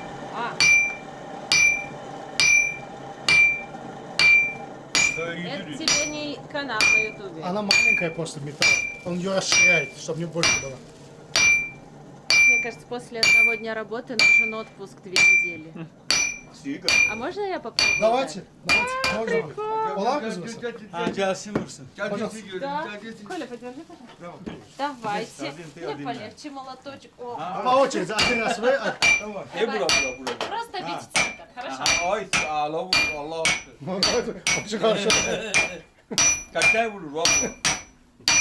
хорошо. Ну все, Светик устроилась в мастерскую. Все, оставляем ее здесь. Все работает. Спасибо большое. Тяжело. Нужны сильные руки вот так вот. О, не. Я лучше второй канал заведу. Посмотрите, сколько у них самоваров. Они их здесь восстанавливают. И потом выставляют на рынок, продают. Давайте посмотрим, что у них здесь продается. А это их не магазин. Смотрите, какие они вещи делают. Принцип работы вы поняли. Да. Открывают лист, делают такие тарелки и на нем работают. Начинают же чеканить. Это называется чеканка. Одна такая работа 2-3 месяца длится. Ого. Чтобы начеканить такой вот. Какая красивая тарелка. Просто сказочно. Это из чего? Из настоящей меди. И вот, ребят, смотрите, самовары, которые уже восстановили. Как Да, это выглядит? старый самовар, тульский самовар. Тульские самовары. Если захотите привезти себе хороший самовар, то вот можно взять здесь. Очень классная деревня, прям супер колоритная, находится прямо в горах. Посмотрите, какой красиво открывается вид. Все в зелени и из натурального камня. Здесь действует закон, что если ты строишь дом, он обязательно должен быть либо построен либо облицован вот таким камнем, чтобы все постройки были в едином стиле. Очень красиво. Мы были в похожей деревне в горах на Кипре, тоже там свой вайб, колорит, очень красиво. Я люблю бывать в таких местах, потому что здесь, во-первых, красиво, спокойно, колоритно, не как в городе, где все уже такое современное. И плюс можно купить какие-то товары, которые производятся именно здесь, прям на месте. Будете брать вещи и вспоминать свою поездку. Ковер мы так и не купили, не нашли тот орнамент. Уже все практически приняли решение, покупаем, но там глаза разбежались, столько орнаментов, столько размеров, тяжеленькие они, что тоже как бы у нас чемодан уже полный. И не придумали, вот основная причина, мы не придумали, как его вписать в наш интерьер. И к родителям, и к нам что-то он хорошо смотрится в ресторанах, в чайхане, вот так вот, да, а просто вот в нашем интерьере он, конечно, не будет так гармонично смотреться. Это надо все под него делать. Тогда это будет вот тот уют, колорит. А так пока не придумали. Но мы сейчас еще придумаем, куда его положить, повесить. Время еще есть.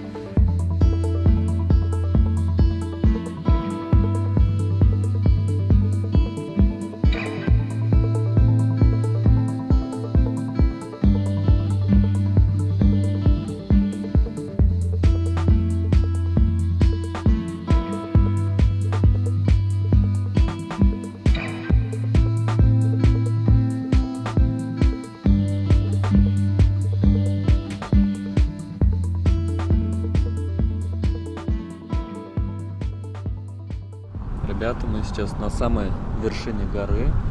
Мы сюда долго добирались. Высота 2700 метров. Здесь такой свежий воздух. Открыли окна, потому что кондиционер не нужен. 18-19 градусов. Красота неописуемая. Еще здесь гуляют верблюды. Мы видели их так вдалеке. Пока около дороги не было.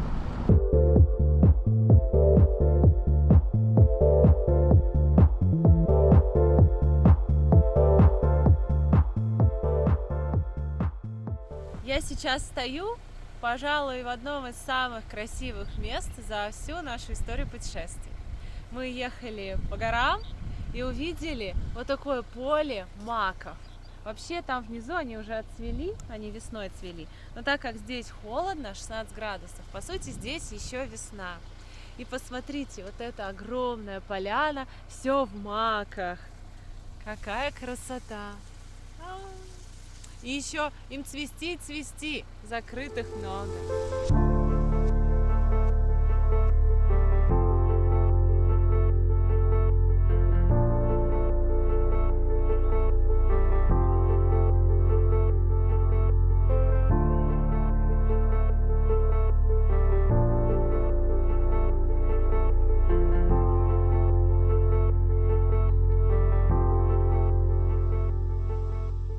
Мы приехали в винный погребок на дегустацию вина.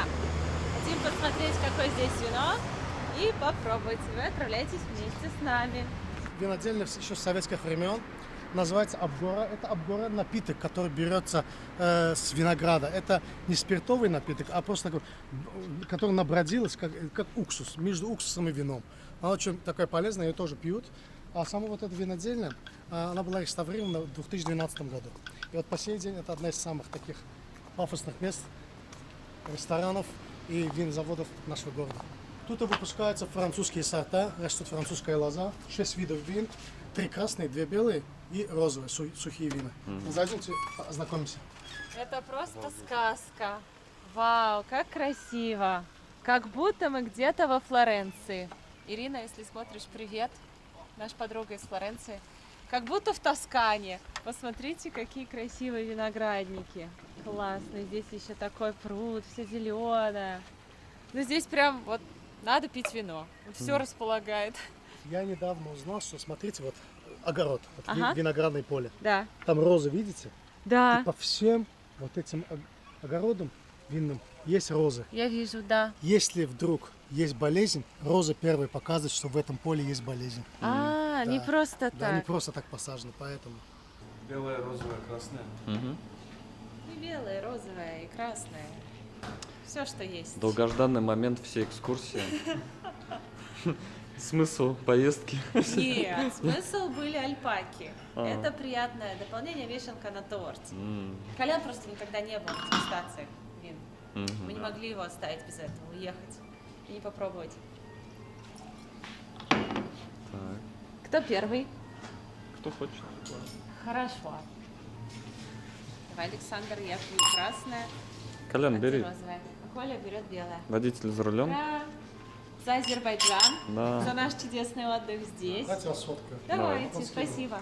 Это вино здесь стоит 18 манат за бутылку, а в магазинах где-то 30-35, да? 35-32. Мне очень понравилось красное, а ребятам розовое. Угу. Ура! Все, за поездку. За поездку и за новое путешествие. Спасибо За вас. Азербайджану за гостеприимство. Приедем еще. Приезжайте еще раз к нам. Хорошо. Есть еще много мест, где можете увидеть еще лучшие места.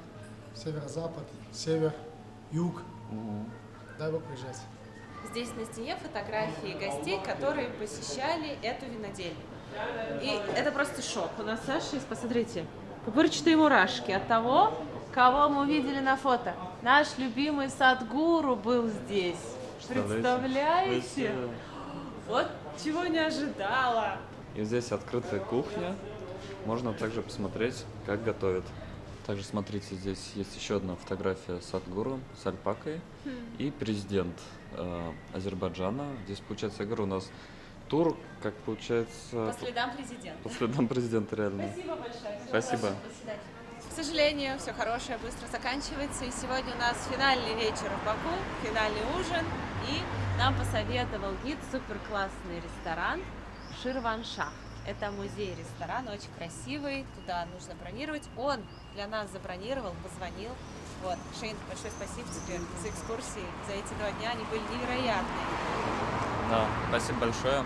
Супер экскурсия. Ребята, если приезжаете в Баку, обязательно пишите Шейну, он сделает вам классные экскурсии. Хорошие цены и супер-классные экскурсии, получаются индивидуальные.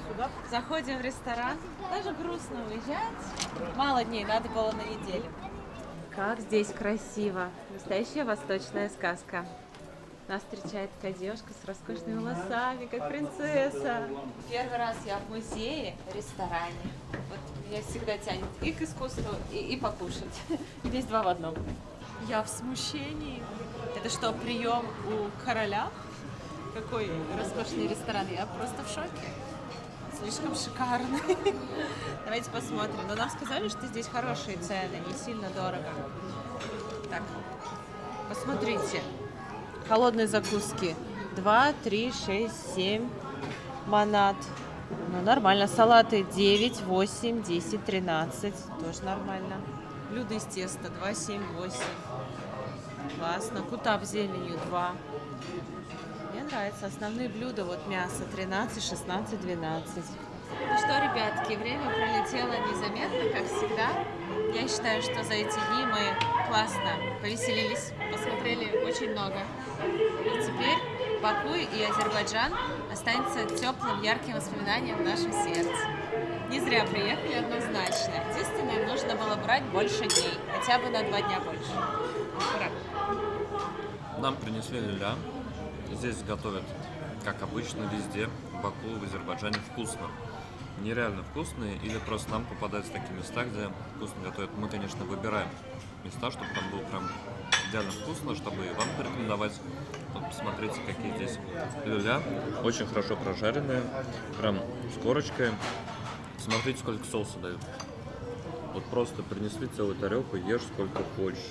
Аджика прям шикарная здесь. За вас, ребята, приезжайте в Азербайджан. Мы заказали традиционное азербайджанское блюдо Называется питти. Это томленое мясо в горшочке. Блюдо достаточно жирненькое, но его надо попробовать.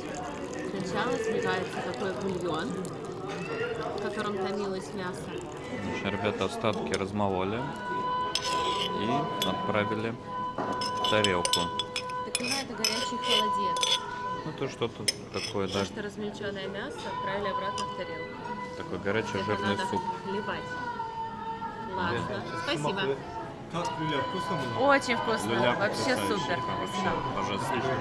Посыпаем наше блюдо под названием питти. Ты посыпай, как тот турецкий повар.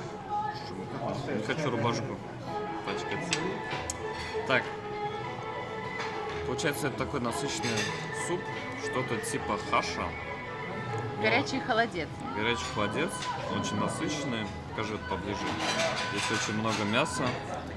Мы выяснили, что его готовят сутки. Вот тот, что сегодня приготовили, подадут только завтра. И он пока горячий, я жду, пока он остынет. Ну, давайте, я думаю, уже можно бульончик попробовать. Ну, кстати, бульон не такой жирный, как я думал. Очень даже приемлемый вкус. Не жирный вообще. Как тушеночка? Пахнет Да. как тушенка. Да, похоже. Очень вкусно, кстати. Я думал, вот это блюдо будет такое, знаете, сомнительное. Ну нет, как бы можно заказывать есть. Официант сразу сказал, что это будет такое жирное блюдо. Уверены, что сейчас хотите его есть? Мы такие, да, потому что мы сегодня уже хочется попробовать, поэтому почему нет? Он такой, ну хорошо, гулять-то гулять, заказывайте. Взяли, ну я думаю, как минимум попробовать его стоит. Каждый день, конечно, такое жирное есть вы не будете на отдыхе, но раз заказать обязательно стоит.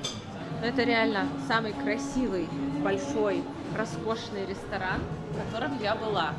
Я была в мишленовских ресторанах, но там скромнее, а тут как будто в замке. Вот классная идея совместить музей и ресторан. Ты и поел, и погулял, и здесь столько мест для прогулок. Повсюду лежат сладости, но руками трогать нельзя. Сразу ртом так. В общем, ребята, здесь раньше была баня, и всем, кто сюда приходит, можно спокойно погулять. Я думала спокойно париться. Баня, к сожалению, не работает, но можно погулять, посмотреть. И знаете, здесь такие двери, стены, такое ощущение, что ты внутри замка. Да, как будто ты в замке у какого-то персидского царя. Столько антиквариата. Классно. Надо тоже открыть в Саратове ресторан, собрать весь антиквариат, что у кого дома есть, притащить из сарая, все сложить красивенько и угощать людей. Барахолка получится. Да, это получится, наверное, барахолка. О, кстати, ружье. Мы тут зашли в оружейный магазин. Сколько стоило? Ой. Ой, очень дорого.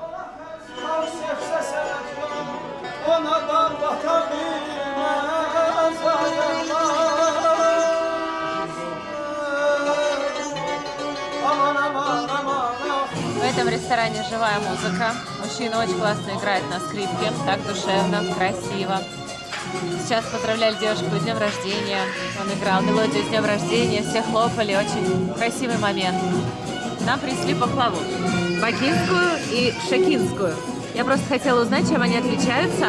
Вот, смотрите, тесто здесь слоеное, а здесь как такое соломкой, как кюнифе, или как его правильно называют. А так начинка тоже из грецких орехов. И с чаечком. Красиво, сладко. Завершим этот вечер.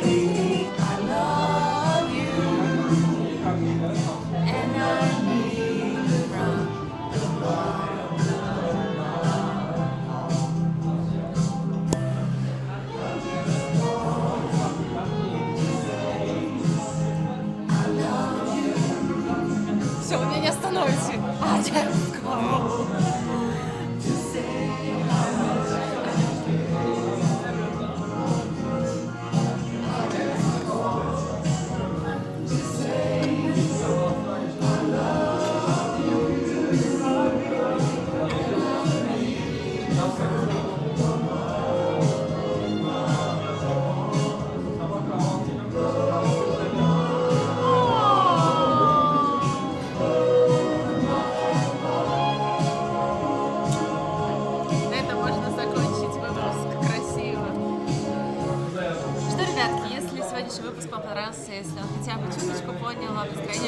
полезным, интересным, то ставьте лайки, пишите добрые комментарии. Обязательно подписывайтесь на наш канал, заходите в наш группу ВКонтакте, в наш Телеграм. Увидимся в следующих выпусках. Вас очень сильно любим. До новых встреч. Пока. Пока. Коля, скажи пока. Всем пока.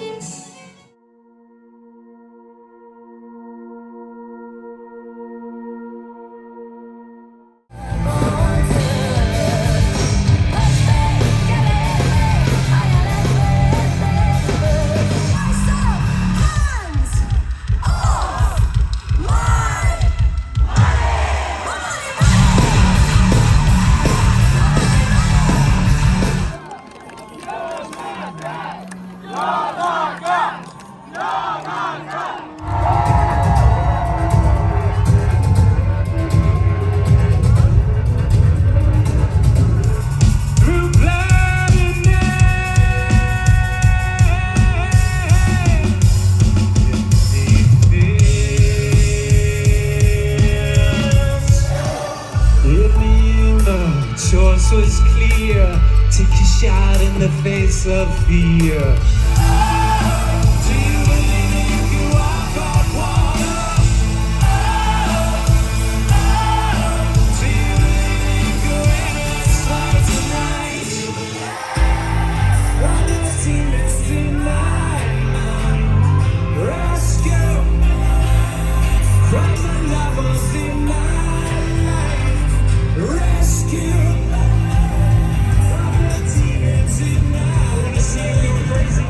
You got say, tell me what you do to bright your eyes. Crash, crash.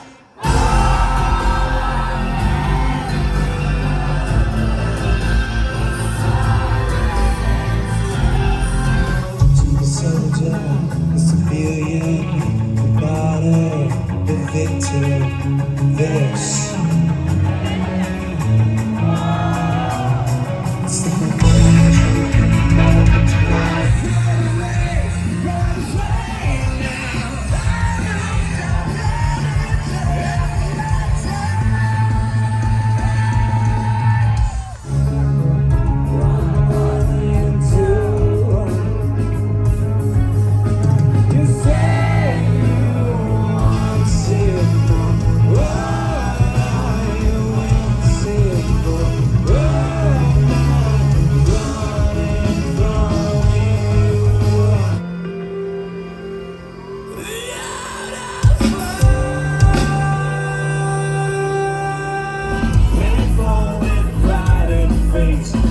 okay, this is the part.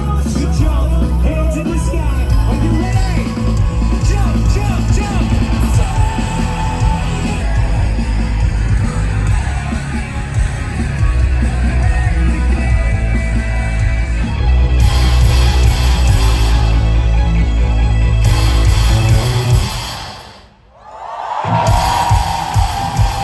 Come on, come on, come on. One more time. We love you, we love you, we love you, we love you.